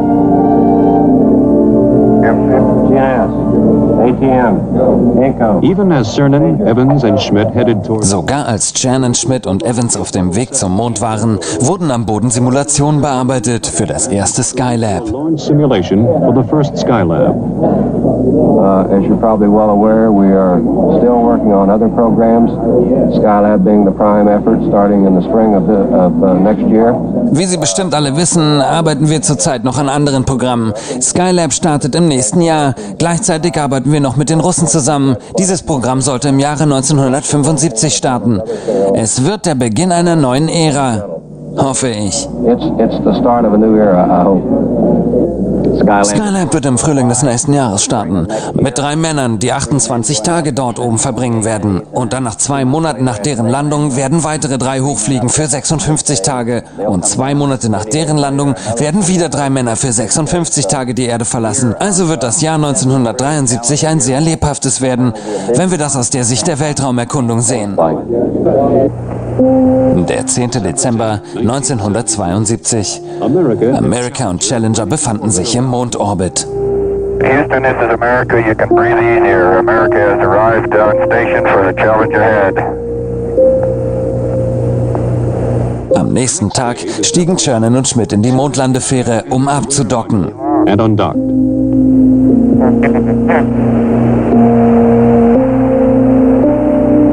You look just as pretty in Earthlight as you do in sunlight.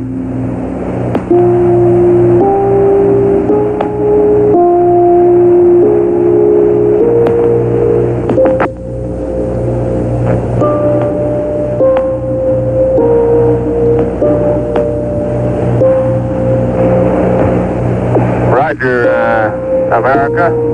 Have a good burn. You're loud and clear.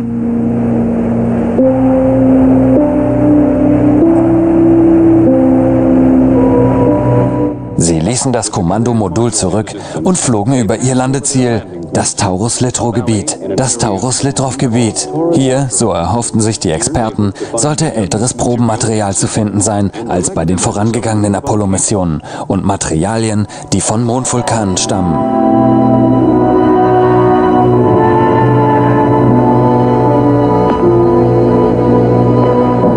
You're looking real good, Gene. Right down the line. Oh man, we're level with the top of the massif now. Okay, stand by for pitch over. Oh, are we coming in? There it is, proceeded. And there it is, Houston, there's Camelot. Wide on target, I see it. We got them all. 42 degrees, 37 degrees, to 5,500. 53 degrees. Okay, I've got Jorge, I've got Poppy, I've got the triangle. That's 2,500 feet, 52 degrees. And H-dot is good at 2,000. H-dot is good. Fuel is good. Going down at 10, cut the H-dot. The fuel's good. 110 feet, stand by for some dust. Little forward, G. Little forward a little. 90 feet. Little forward velocity. 80 feet. Going down at 3.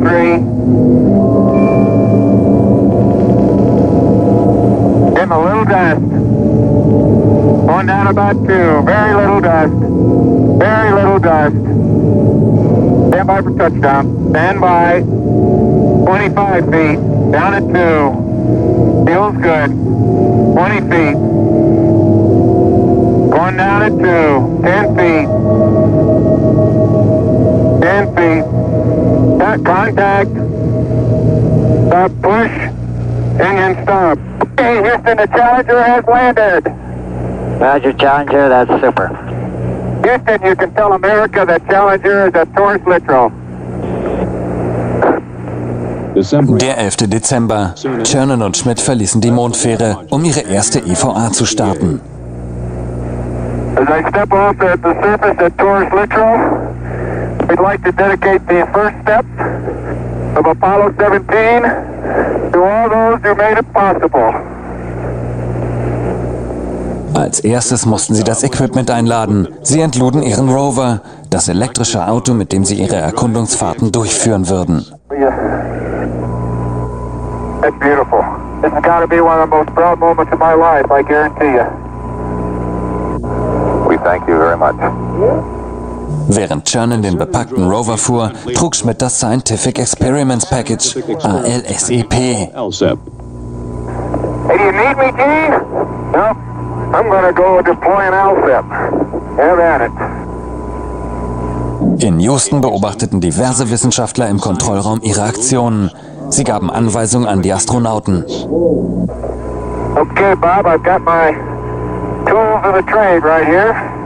Während Schmidt die Experimente vorbereitete, bohrte Chernin eine Reihe von Löchern. Erstens, um Bodenproben zu entnehmen und zweitens, um Messgeräte anzubringen.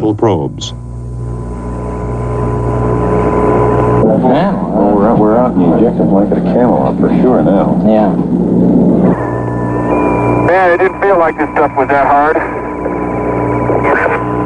No, I'll get it. I knew there was something I needed to do. Get the jack in over here, other side. Let me put some weight here. He's going anywhere. Oh, he's going slowly, Bill. Very slowly. I'm gonna get this thing out now that I got it. Boys, yeah, that's what you call getting down into your work.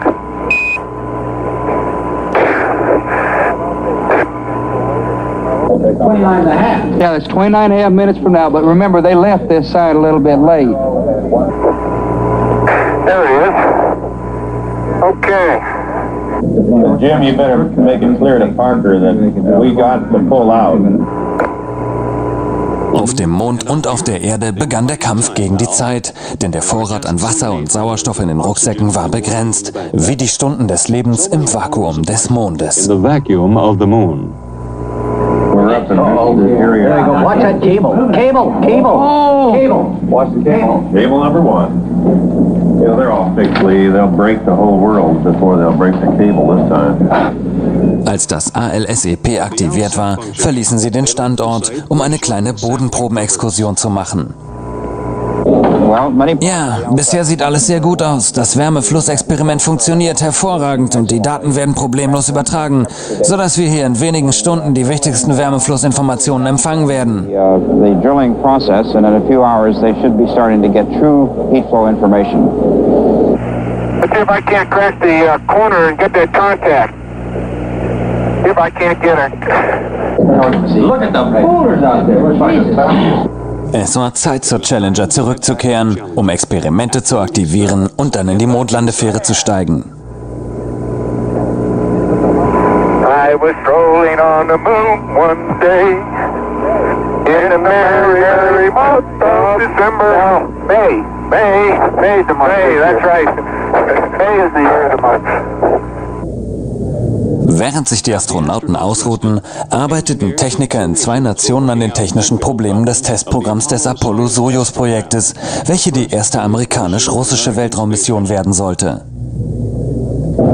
Well, the prime purpose of the Apollo-Soyuz joint mission is to prove out a compatible... Das hauptsächliche Ziel der Apollo-Sojus-Mission war es, zu zeigen, dass Raumschiffe zweier verschiedener Länder im Weltraum andocken können, da ihre Betriebssysteme miteinander kompatibel sind. Und es soll zeigen, dass die 2 Weltmächte es schaffen, ihre ganze Kraft aufzubringen, um gemeinsam im Weltraum zu arbeiten. Und obwohl die Konkurrenz natürlich sehr groß ist, sind wir trotzdem bereit, kooperativ zu sein, um gemeinsam die Probleme im Weltraum zu lösen. Und genau dafür steht dieses Programm. Oh, what a nice day. Oh, funny, there's not a cloud in the sky, except in the earth. Sie mussten noch eine Aufgabe erfüllen, bevor sie mit der Erkundung anfingen. Der hintere Kotflügel des Rovers war defekt und der Staub, der durch die Fähre aufgewirbelt wurde, bereitete Probleme. John Young, Kommandant des Apollo-16-Fluges, arbeitete die ganze Nacht in einem Druckanzug, um dieses Problem zu beheben. Auf dem Mond fanden die Astronauten dann den richtigen Weg. Sie benutzten Bordmittel wie zusammengefaltete Mondkarten, Bänder und Klammern, um den Kotflügel zu reparieren. Und es sollte die ganze Mission über halten. It was a repair that would last the remainder of the mission. Dann brachte Schmidt einen von mehreren Sprengsätzen an, die aber erst gezündet werden sollten, wenn sie den Mond schon verlassen hatten. In etwa wie Geologen, die nach Öl suchten. Chernin holte ihn mit dem Rover ab und sie fuhren dann weiter zur 2. Station. Station 2. They're somewhere along this rim where they can see. But they're dropping, Bill, so they must be coming across that thing. We're right where we wanted to be for Station 2. It looks like a great place. Big blocks. It looks like quite a bit of variety from here. Different colors, anyway. Pretty hard, isn't it? That boulder's going to roll. Man, that is hard. Just don't stub your toe.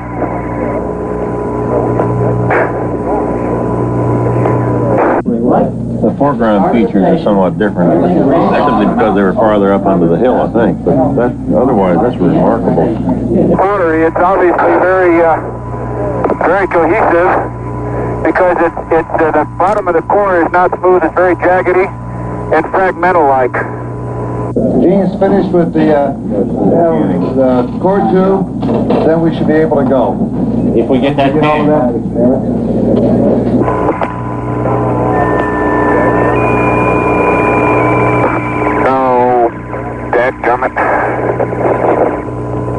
Jack Schmidt having a few problems.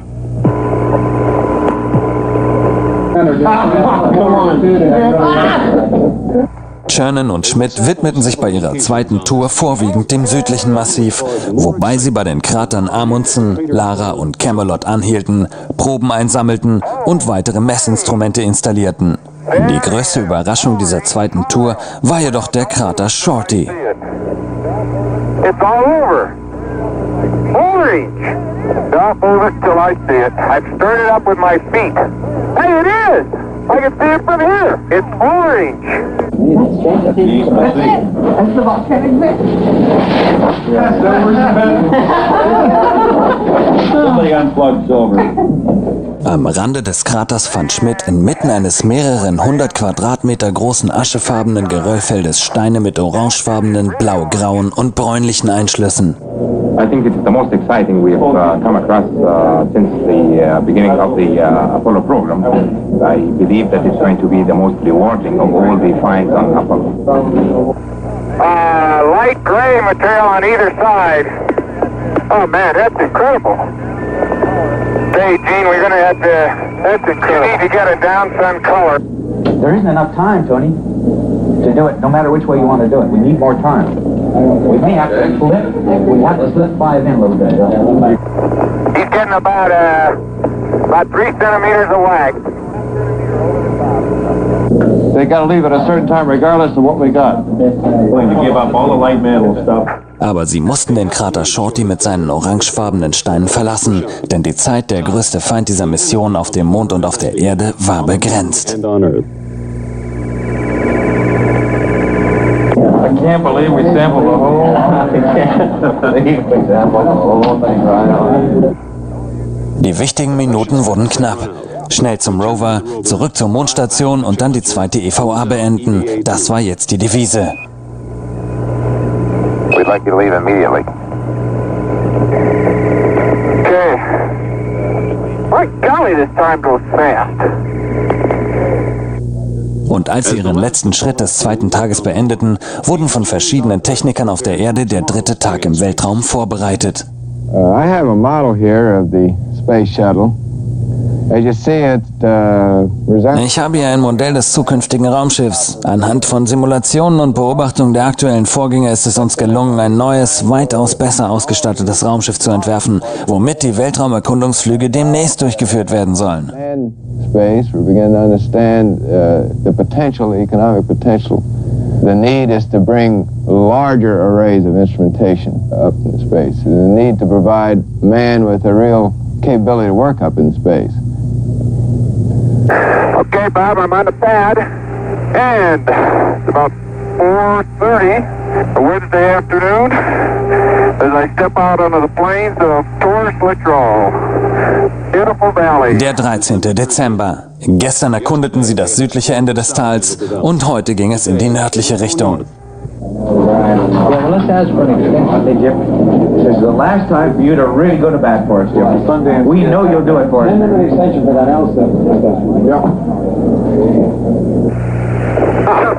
Holy smoly!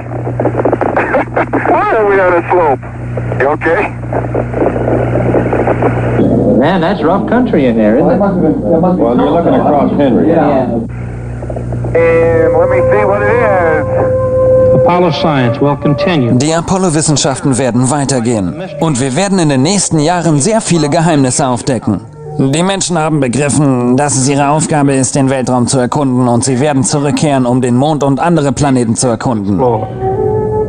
And man will return to space to explore, to the moon and beyond.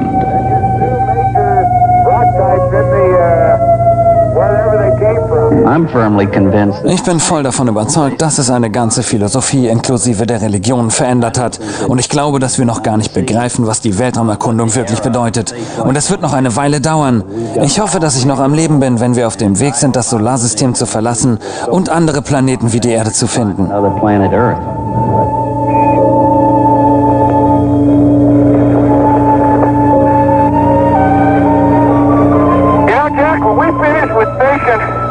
Hey, we will have covered this whole valley from corner to corner.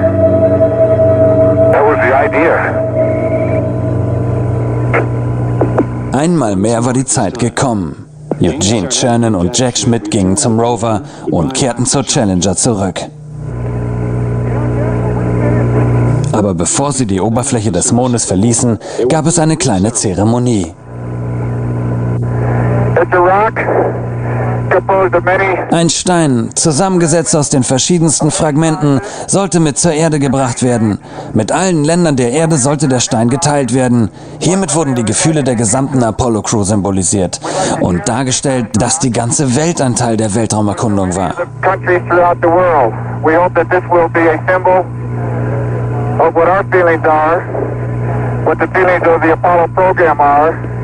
And a symbol of mankind that we can live in peace and harmony in the future. Und die letzten Worte des Mannes auf dem Mond waren: Die Herausforderungen von heute bringen die Ergebnisse von morgen. What I believe history will record that America's challenge of today has forged man's destiny of tomorrow.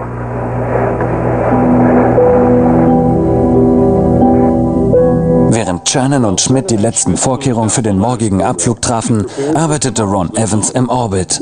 Fotografieren, observieren und beschreiben. Er musste die Kameras auf den neuesten Stand bringen und arbeitete an Experimenten im Wissenschaftsmodul. Auch im Orbit, wie auch auf der Mondfläche, sind die Sekunden sehr wichtig.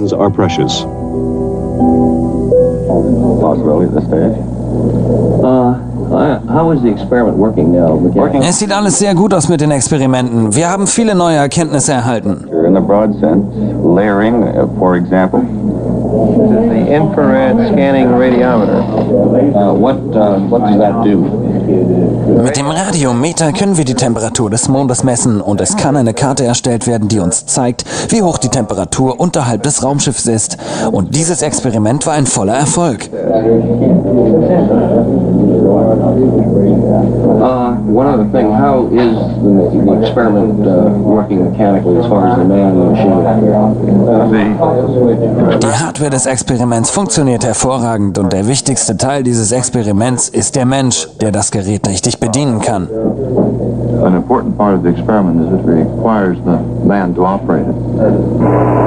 99, proceeded, 3, 2, 1, ignition. Right away, Houston. Vector good. Ag thought. Good over. Roger, you have good thrust.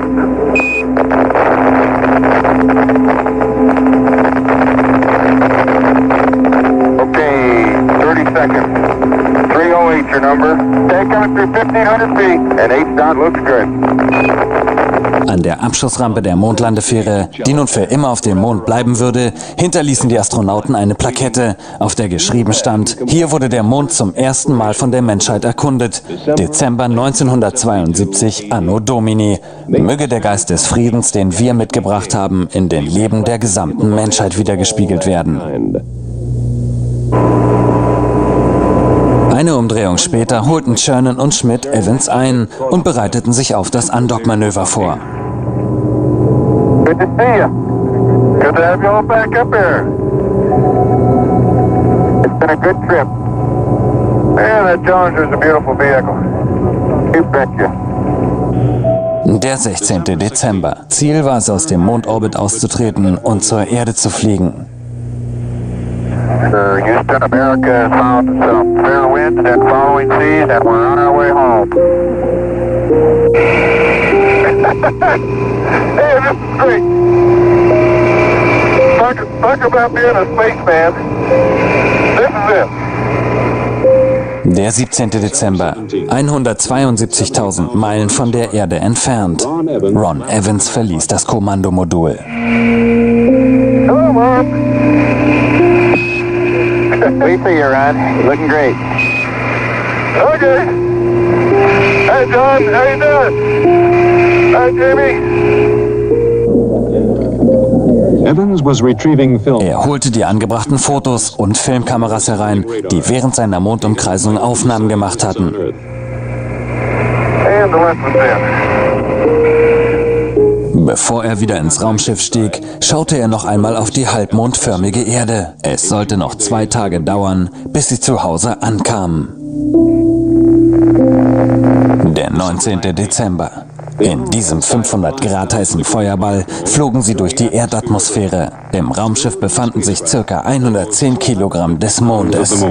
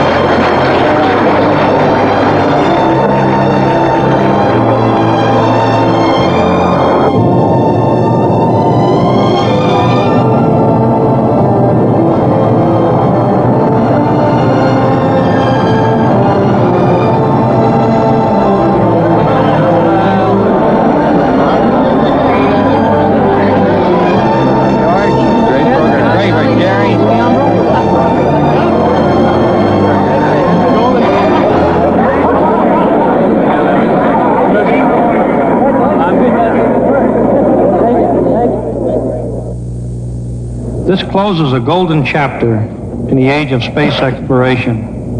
In a way, it brings a close to what has been a very romantic era in space exploration. But, and I want to make this very strong, the book is still being written.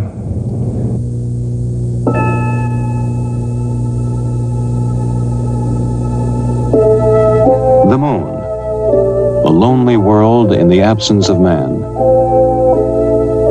But here we have left our mark, a signature attesting a legacy to future generations. We stood on the shoulders of giants and touched the moon.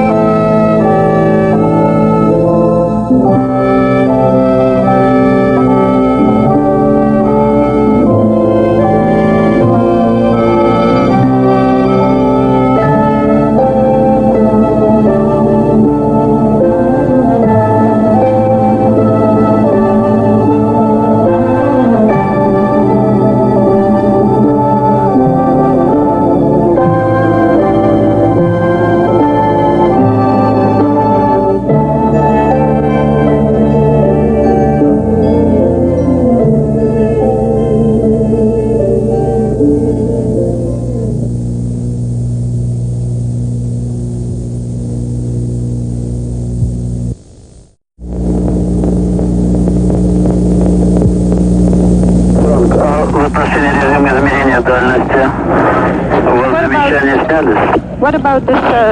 What you told me before about the ranging? Do you still have some doubts about that, or is everything resolved now? We're getting good ranging data now, Gary. Сейчас мы получаем хорошие данные по измерению дальности. 9/10 of a mile and have him wired. Super, Tom. Houston, flight, Zug Moskva. Корабль «Союз» готов к стыковке. Sure, the flight director and the other people here in the control center are happy to know that.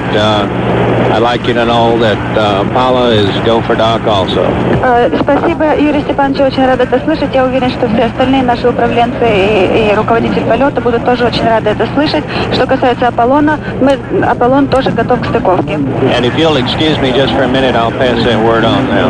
Вы меня сейчас извините, я передам ваше разрешение на стыковку. You can see his antennas from out here, deck gas. Roger. Apollo, Houston, I got two messages for you. Moscow is go for docking. Houston is go for docking. It's up to you guys. Have fun. Alrighty, sounds good. Es war im Juli im Jahre 1975. Ein amerikanisches Apollo-Raumschiff und ein sowjetisches Sojus-Raumschiff bereiteten sich vor, um gemeinsam in der Erdumlaufbahn anzukoppeln. 140 Meilen über dem Atlantik in der Nähe von Portugal. Während dieses zweitägigen Fluges sollten Astronauten und Kosmonauten die Raumschiffe wechseln. Sie sollten Experimente durchführen und sie sollten ein kompatibles Docking-Modul ausprobieren. Dadurch sollte später dann ein Standardsystem für alle Raumschiffe entworfen werden. Es hatte 3 Jahre gedauert, diese Mission zu planen und genauestens vorzubereiten. Eine Zeit, in der die Unterschiede in der Sprache, der Technik und dem politischen Machtbestreben zugunsten eines großen Zieles aus dem Weg geräumt wurden. Dies war die Mission, die die Türen zur internationalen Raumfahrt öffnen sollte. Die Mission, die die Weichen für gemeinsame Flüge in der Zukunft stellen sollte. Dies war die Apollo-Sojus-Mission.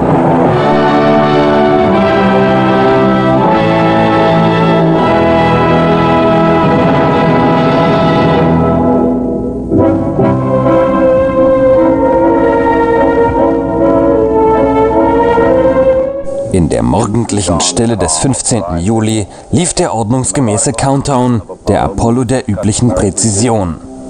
Der Start sollte am Nachmittag stattfinden. Es war der letzte Flug einer Apollo-Saturn-Rakete. This would be the last flight of Apollo Saturn. And as the countdown narrowed, chances are that more than one member of the launch team reflected on other proud days of Apollo. Und als sich der Countdown näherte, erinnerte sich der ein oder andere schon gern an die stolzen Zeiten der Apollo zurück. It's 3 flights to Skylab, transporting crews to the orbiting space station. And now, in 9 days, the entire Apollo program would pass into history. Apollo machte Platz für ein wechselseitig nutzbares Vehikel. Das Space Shuttle, dessen Debütflug für das Jahr 1979 vorgesehen war. Aber heute war es Apollo-Sojus und als die Sonne anfängt aufzugehen, war das Drama nur noch wenige Sekunden entfernt. Das Kosmodrom in Baikonur, Kasachstan in der UdSSR. In Kazakhstan, Central USSR. Die Crew der Sojus traf die Vorkehrungen, um sich richtig auf den Start dieser historischen Mission vorzubereiten.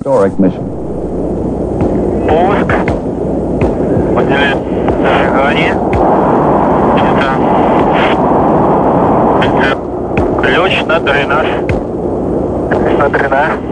Заняли. Ее нормально.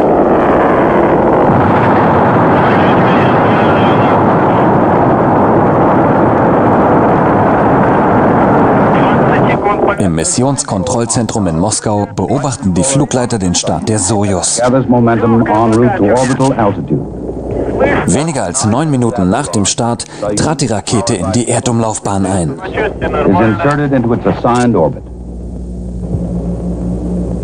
This is Apollo Saturn Launch Control. The countdown has proceeded smoothly this morning, and the flight crew here at the Kennedy Space Center were alerted about 10:30. They're right now in the suit room at the Manned Spacecraft Operations Building, donning their spacesuits, and they're scheduled to leave the suit room about 12:37 for the trip out to Pad B. weatherman continues to be cooperative. Ein fast perfekter Tag für einen Start. Ein großartiger Tag für die tausenden Schaulustigen an den Straßen und Stränden, die dieses Apollo-Saturn-Finale verfolgten.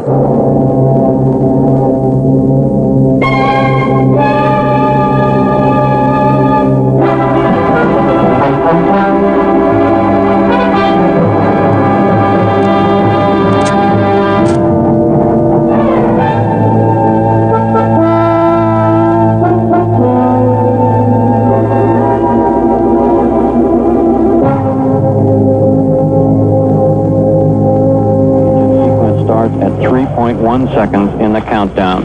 We'll hold down till thrust builds up. 11. Engine ready light on. 10, 9, 8, 7, 6, 5, 4, 3, 2. Engine sequence start. 1, 0. Launch commit. We have a liftoff. All engines building up thrust. Moving out. Clear the tower. Roger, power clear. Roger, Tom, you got good thrust on all engines. You're right on the money. 30 seconds, we're on the way. Stand by for mode 1 Bravo. Mark, 1 Bravo. 1 Bravo, 2 Gs. Roger. And cabin pressure's coming down. Roger. Apollo Houston, you're go for station. Roger, go for station.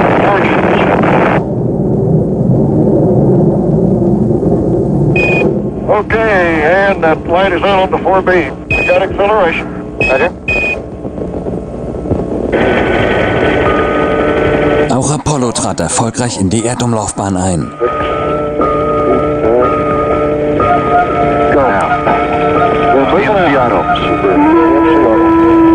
In der Erdumlaufbahn zog das Apollo-Raumschiff das Docking-Modul aus seiner Halterung. In den nächsten Stunden flog Apollo einige Manöver, um den Abstand zu Sojus zu verringern. Die beiden Crews würden sich bald treffen, und zwar nicht als Mitglieder der verschiedenen Nationalitäten, sondern als Freunde, die seit 3 Jahren ihr Wissen ausgetauscht hatten, um ein gemeinsames Ziel zu erreichen.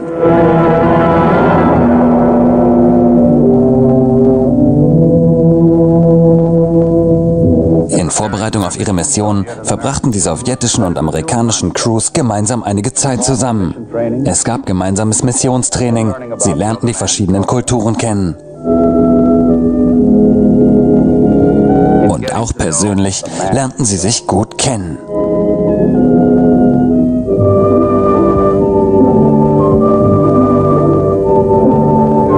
In the United States, I want to visit Hollywood. Der Kommandant des Sojus-Raumschiffes, Alexei Leonov, I want to be a movie star. Colonel in the Soviet Air Force. No, I don't want. Tom Stafford want. Er war im Jahre 1965 beim Flug der Voskhod 2 der erste Mensch, der einen Weltraumspaziergang unternommen hatte. Right now we're optimistic we'll meet the launch schedule. The hardware's in good shape. As far as astronaut and cosmonaut training are in good shape. When you put the whole thing together. Der Kommandant der Apollo, Thomas Stafford. Vor dieser Mission war er schon 3-mal im Weltraum. Er war der Kommandant der Apollo 10, welche den Mond umkreiste und damals alle Manöver für eine mögliche Mondlandung durchführte. Ein Zivilist und ein Veteran des US-Weltraumprogramms, Donald K. Deke Slayton. Einer der 7 Astronauten, die für das Mercury-Programm bestimmt waren. Durch ein leichtes Herzproblem wurde dann seine Flugkarriere unterbrochen und er übernahm Schreibtischarbeiten. Im Jahre 1972 kehrte er dann aber wieder zurück. Die Flugfähigkeit wurde ihm wieder bescheinigt und er wurde für das Apollo-Sojus-Projekt als Pilot des Docking-Moduls eingeteilt. Und noch ein anderer Zivilist als Crewmitglied, Valeri Kubasov, 40 Jahre alt. Er war der Flugingenieur des Sojus-Raumschiffs. Er war bereits mit Sojus 6 im All. Und als letztes Mitglied der amerikanischen Crew, Vance Brand, auch Zivilist, aeronautischer Ingenieur und früher Testpilot. Er war schon oftmals in der Backup-Crew voriger Flüge, aber dies war sein erster Flug in den Weltraum. Er war der Kommandomodulpilot. Nicht nur die Astronauten, sondern auch die Techniker und Spezialisten beider Seiten wurden zusammengebracht. Die Teams wurden geleitet von Dr. Glyn Linney, dem amerikanischen Projektleiter, und seinem sowjetischen Gegenpart Professor Konstantin Buschujew. Unter der Koordination dieser beiden entwickelte sich eine Atmosphäre von Respekt und Höflichkeit und es wurden viele Meetings und Diskussionen ausgetragen. Kleine Gruppen wurden in verschiedene Bereiche eingeteilt. Kommunikation, die Lebenserhaltung, Missionsplanung, Kontrolle und Beobachtung und das mechanische Design. Dies beinhaltete auch den Bau des ersten universellen Dockingsystems. Die Entwicklung dieses Systems und die Weltraumtests stellten ein bestimmtes Ziel der sowjetisch-amerikanischen Vereinbarung, die in Moskau im Jahre 1972 von den Leitern beider Nationen unterzeichnet wurde, dar. Obwohl beide Nationen ihre eigene Hälfte des Dockingsystems erbaut hatten, wurden die Kopplungen einzeln entworfen. Trotz der Sprachbarriere, den verschiedenen Technologien und den zwei verschiedenen politischen Systemen ging das Entwicklungsprogramm recht zügig voran. Natürlich gab es auch Meinungsverschiedenheiten, aber alle wurden durch Kompromisse und Verhandlungen bereinigt.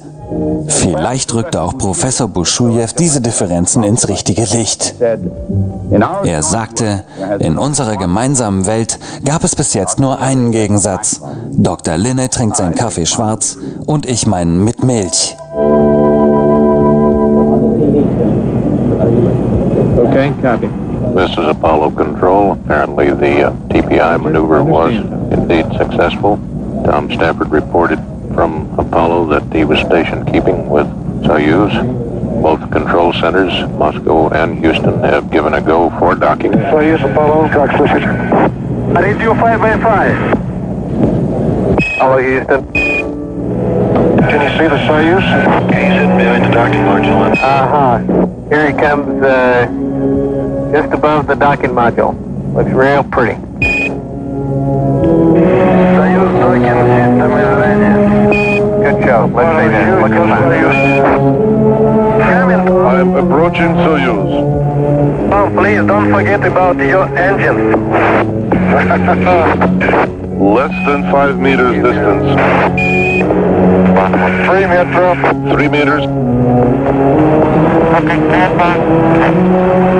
13 meters. 1 meter.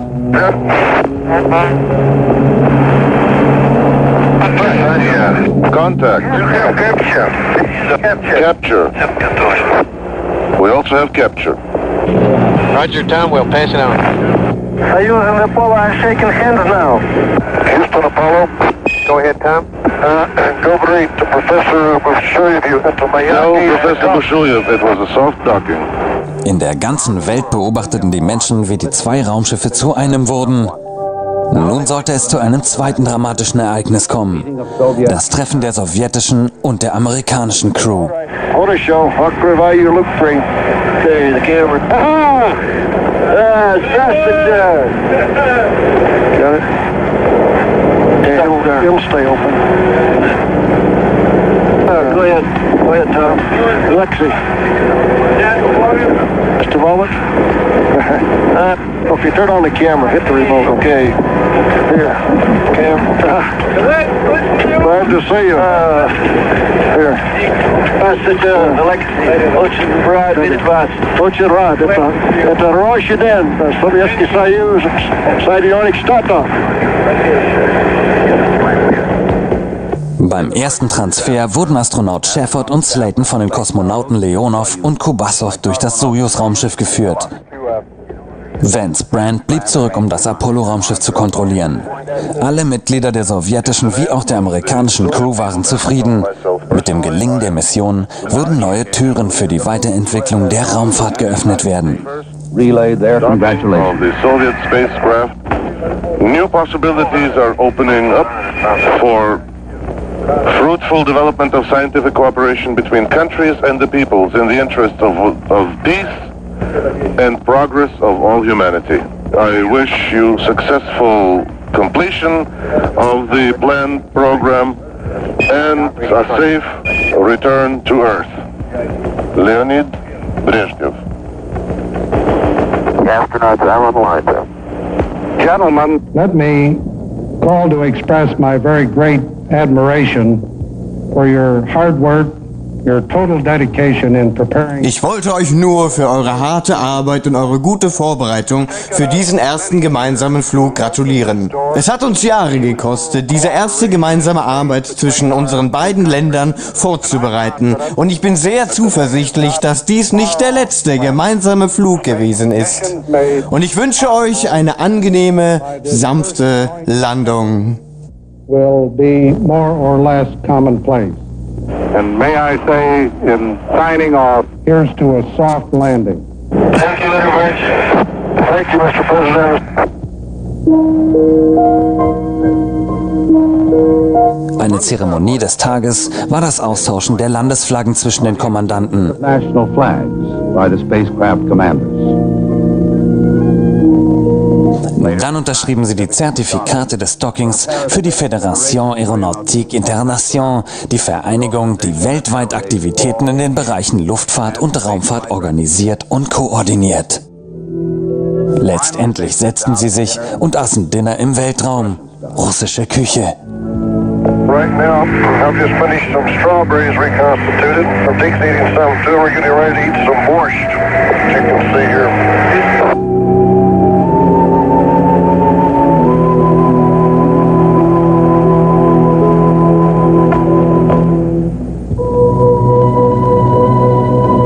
Nach dem Frühstück in ihren eigenen Raumschiffen begann die Crews am zweiten Tag mit einer Reihe von vorbestimmten Experimenten. Ein elektrischer Brennofen war an Bord, um Hochtemperaturtests an Metalllegierung durchzuführen und Kristallmaterialproben.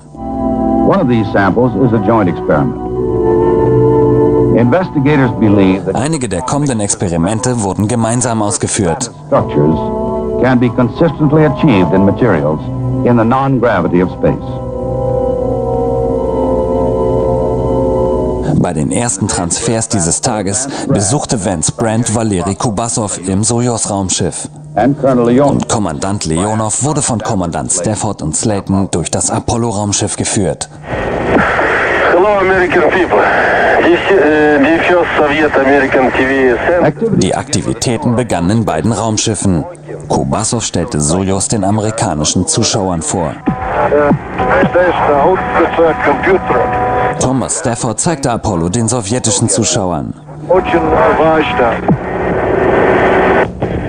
It's been a most rewarding 2 days here in space, working with the Apollo-Soyuz project. Kurz nach dem dritten Transfer beantworteten die Männer im All Fragen der sowjetischen und amerikanischen Presse. This is the results of the determination, the cooperation and the efforts by the governments of the two countries, by the managers, engineers and all the workers involved. It's been a very rewarding experience. Roger, it's Moscow's turn to ask the questions that have been proposed by the press there. Thank you, Bo. Алексей Леонов. Насколько считаете вы комфортабельным корабль «Аполлон»? И как вам нравится американская пища? Consider the Apollo spacecraft to be, and how do you like the American food? Я сегодня 6 часов пробыл на космическом корабле «Аполло», это в космосе. Но as all philosophers say, the best part of a good dinner is not what you eat, but with whom you eat. Nördlich über New England, als der Arbeitstag zu Ende ging, übergab Tom Stafford Alexei Leonov Baumsamen, die er dann im russischen Boden pflanzen sollte. Ein Geschenk der amerikanischen Bevölkerung an die Sowjetunion, um ein lebendes Denkmal des Flugs zu errichten. Die Kommandanten der beiden Raumschiffe setzten auch 2 Hälften der Apollo-Soyuz-Medaille zusammen. Eine Hälfte des Sojus-Raumschiffes, die andere von Apollo, um die Verkopplung in der Erdumlaufbahn zu symbolisieren. Als als dann die Zeit gekommen war, wieder zu den eigenen Raumschiffen zurückzukehren, hieß es Do svidaniya und Goodbye. Die gemeinsamen Experimente würden am zweiten Tag weitergehen, aber nur durch die Stimmen. Das nächste Treffen von Angesicht zu Angesicht sollte im September in Moskau stattfinden. This is Apollo Control. At acquisition here, we should have confirmation of undocking and a real-time television picture of Soyuz from Apollo as it backs away in preparation for the solar eclipse experiment. Als nächstes sollte das Sonnenfinsternis-Experiment folgen. Die Sonnenfinsternis gibt es nicht so häufig und sehr unregelmäßig auf der Erde, was den Wissenschaftlern zu wenig Zeit gibt, um sie richtig zu erforschen. Aber mit 2 Raumschiffen und den richtigen Manövern kann eine Sonnenfinsternis simuliert werden. Auf diese Weise sollte sich Apollo vor die Sonne schieben, um für die Sojus-Kosmonauten eine künstliche Sonnenfinsternis zu erzeugen.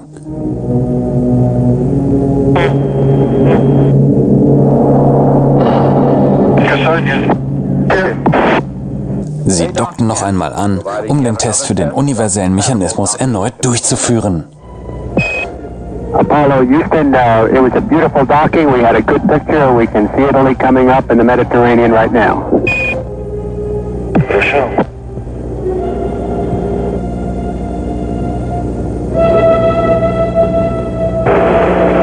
Apollo Houston through ATS, and we're hearing your calls. Roger, we've docked. Nach 3 Stunden trennten sich die 2 Raumschiffe zum letzten Mal und Apollo begab sich in die richtige Position, um die Vorkehrungen für das letzte gemeinsame Experiment zu treffen. Die Aufnahme ultravioletter Strahlung. Die Messung von Sauerstoff- und Stickstoffpartikeln in der oberen Atmosphäre. Apollo sendete Lichtbündel aus, die von Sojus reflektiert wurden und dann wieder zurückkamen zu Apollo. Hier wurden sie dann mit einem Spektrometer gemessen. Es war das erste Mal, dass diese Methode verwendet wurde. Dadurch konnten die Spezialisten auf der Erde einen besseren Eindruck über zum Beispiel die Quantität der Ozonschicht in der höheren Atmosphäre bekommen. Der Abschluss dieses Experiments signalisierte das Ende der gemeinsamen Experimente der Mission. Jetzt sollte die Distanz der beiden Raumschiffe im Orbit auch größer werden. Apollo sollte noch 4 Tage lang einen Soloflug fortsetzen und die Crew von Sojus bereitete sich auf den Rückflug zur Erde vor. Good morning again. Jim Hartz and Alan Shepard from the Mission Control Center in Houston, Texas. Live this morning. The Soviet spacecraft is about to land in the Soviet Union. Die Bergung des Sojus-Raumschiffes. Kein Bericht war für die Medien weltweit von so großem Interesse. Das Interesse war größer als bei der ersten Landung auf dem Mond 6 Jahre zuvor. Houston News Center has seen this much press activity. Unter diesem Fallschirm landete Sojus in der Wüste von Kasachstan.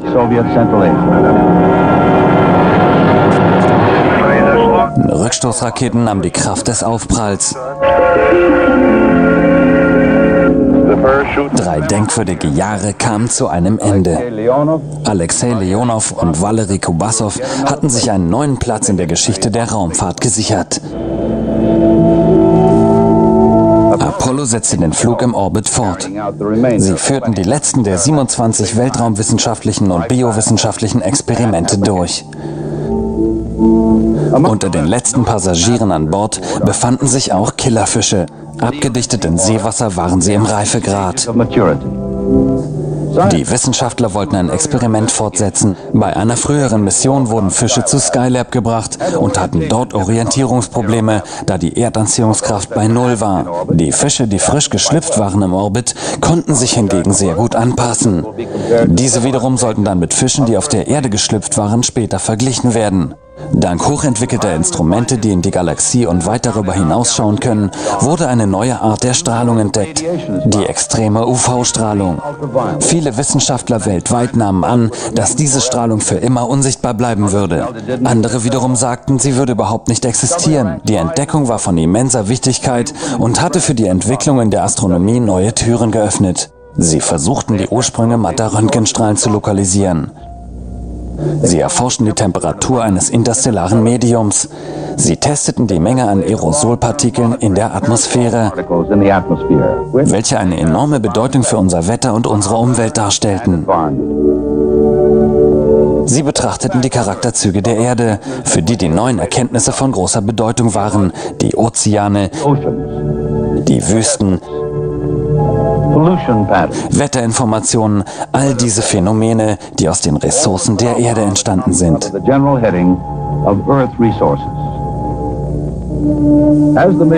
Als sich die Mission nun dem Ende zuneigte, wurde das Docking-Modul abgeworfen und wurde auch Teil eines Experiments. Mit diesen zwei gesteuerten Raumschiffen, dicht zusammen im Orbit, war es möglich, die verschiedenen Bewegungen zu messen, die von der Erdanziehungskraft verursacht wurden.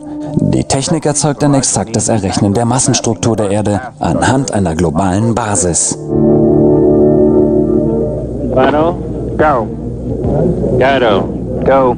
Retro, go flight. GNC, go flight. Apollo Control, 99 hours, 29 minutes, phase elapsed time. Flight Director Frank Littleton, go. Pulsing his flight controllers. ECOM reports everything looks fine. Go for the burn. Okay, Crip, everything's up. Great shape up here. The only thing we're concerned about is that you've got all your splashdown parties coordinated, over. Well, I've been working on that. Okay, sounds good.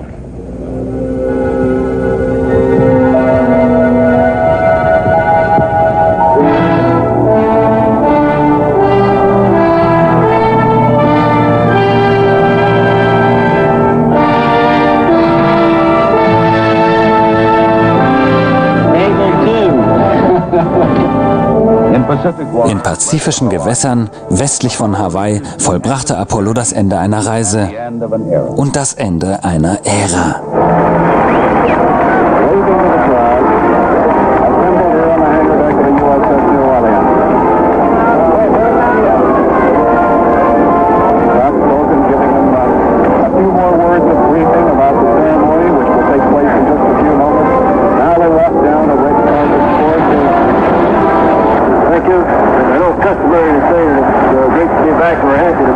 Er wusste es zu dieser Zeit noch nicht, aber während des Wiedereintritts drangen unverbrannte Gase durch ein Ausgleichsventil in die Kommandokapsel ein. Ein schnelles Handeln der Crew vermied einen dramatischen und sehr traurigen Zwischenfall. Später kamen sie in ein Krankenhaus zur Beobachtung und Behandlung. Nach ein paar Tagen ging es den Astronauten aber gut und sie wurden entlassen. Der Geist und der Brief des im Jahre 1972 verfassten gemeinsamen Abkommens wurde auf dramatische Art und Weise vollbracht. Hoffentlich werden sich die Offiziellen für eine Zukunft, in der alle Menschen sich die Arbeit und Erkundung des Weltraums teilen werden, einsetzen. Space Shuttle, der nächste Schritt in diese Richtung. Ein Raumschiff, das mit einem in Europa entworfenen Labor mit dem Namen Skylab ausgestattet wurde. Es waren 10 Länder Europas, die sich den Aufbau und die Kosten teilten.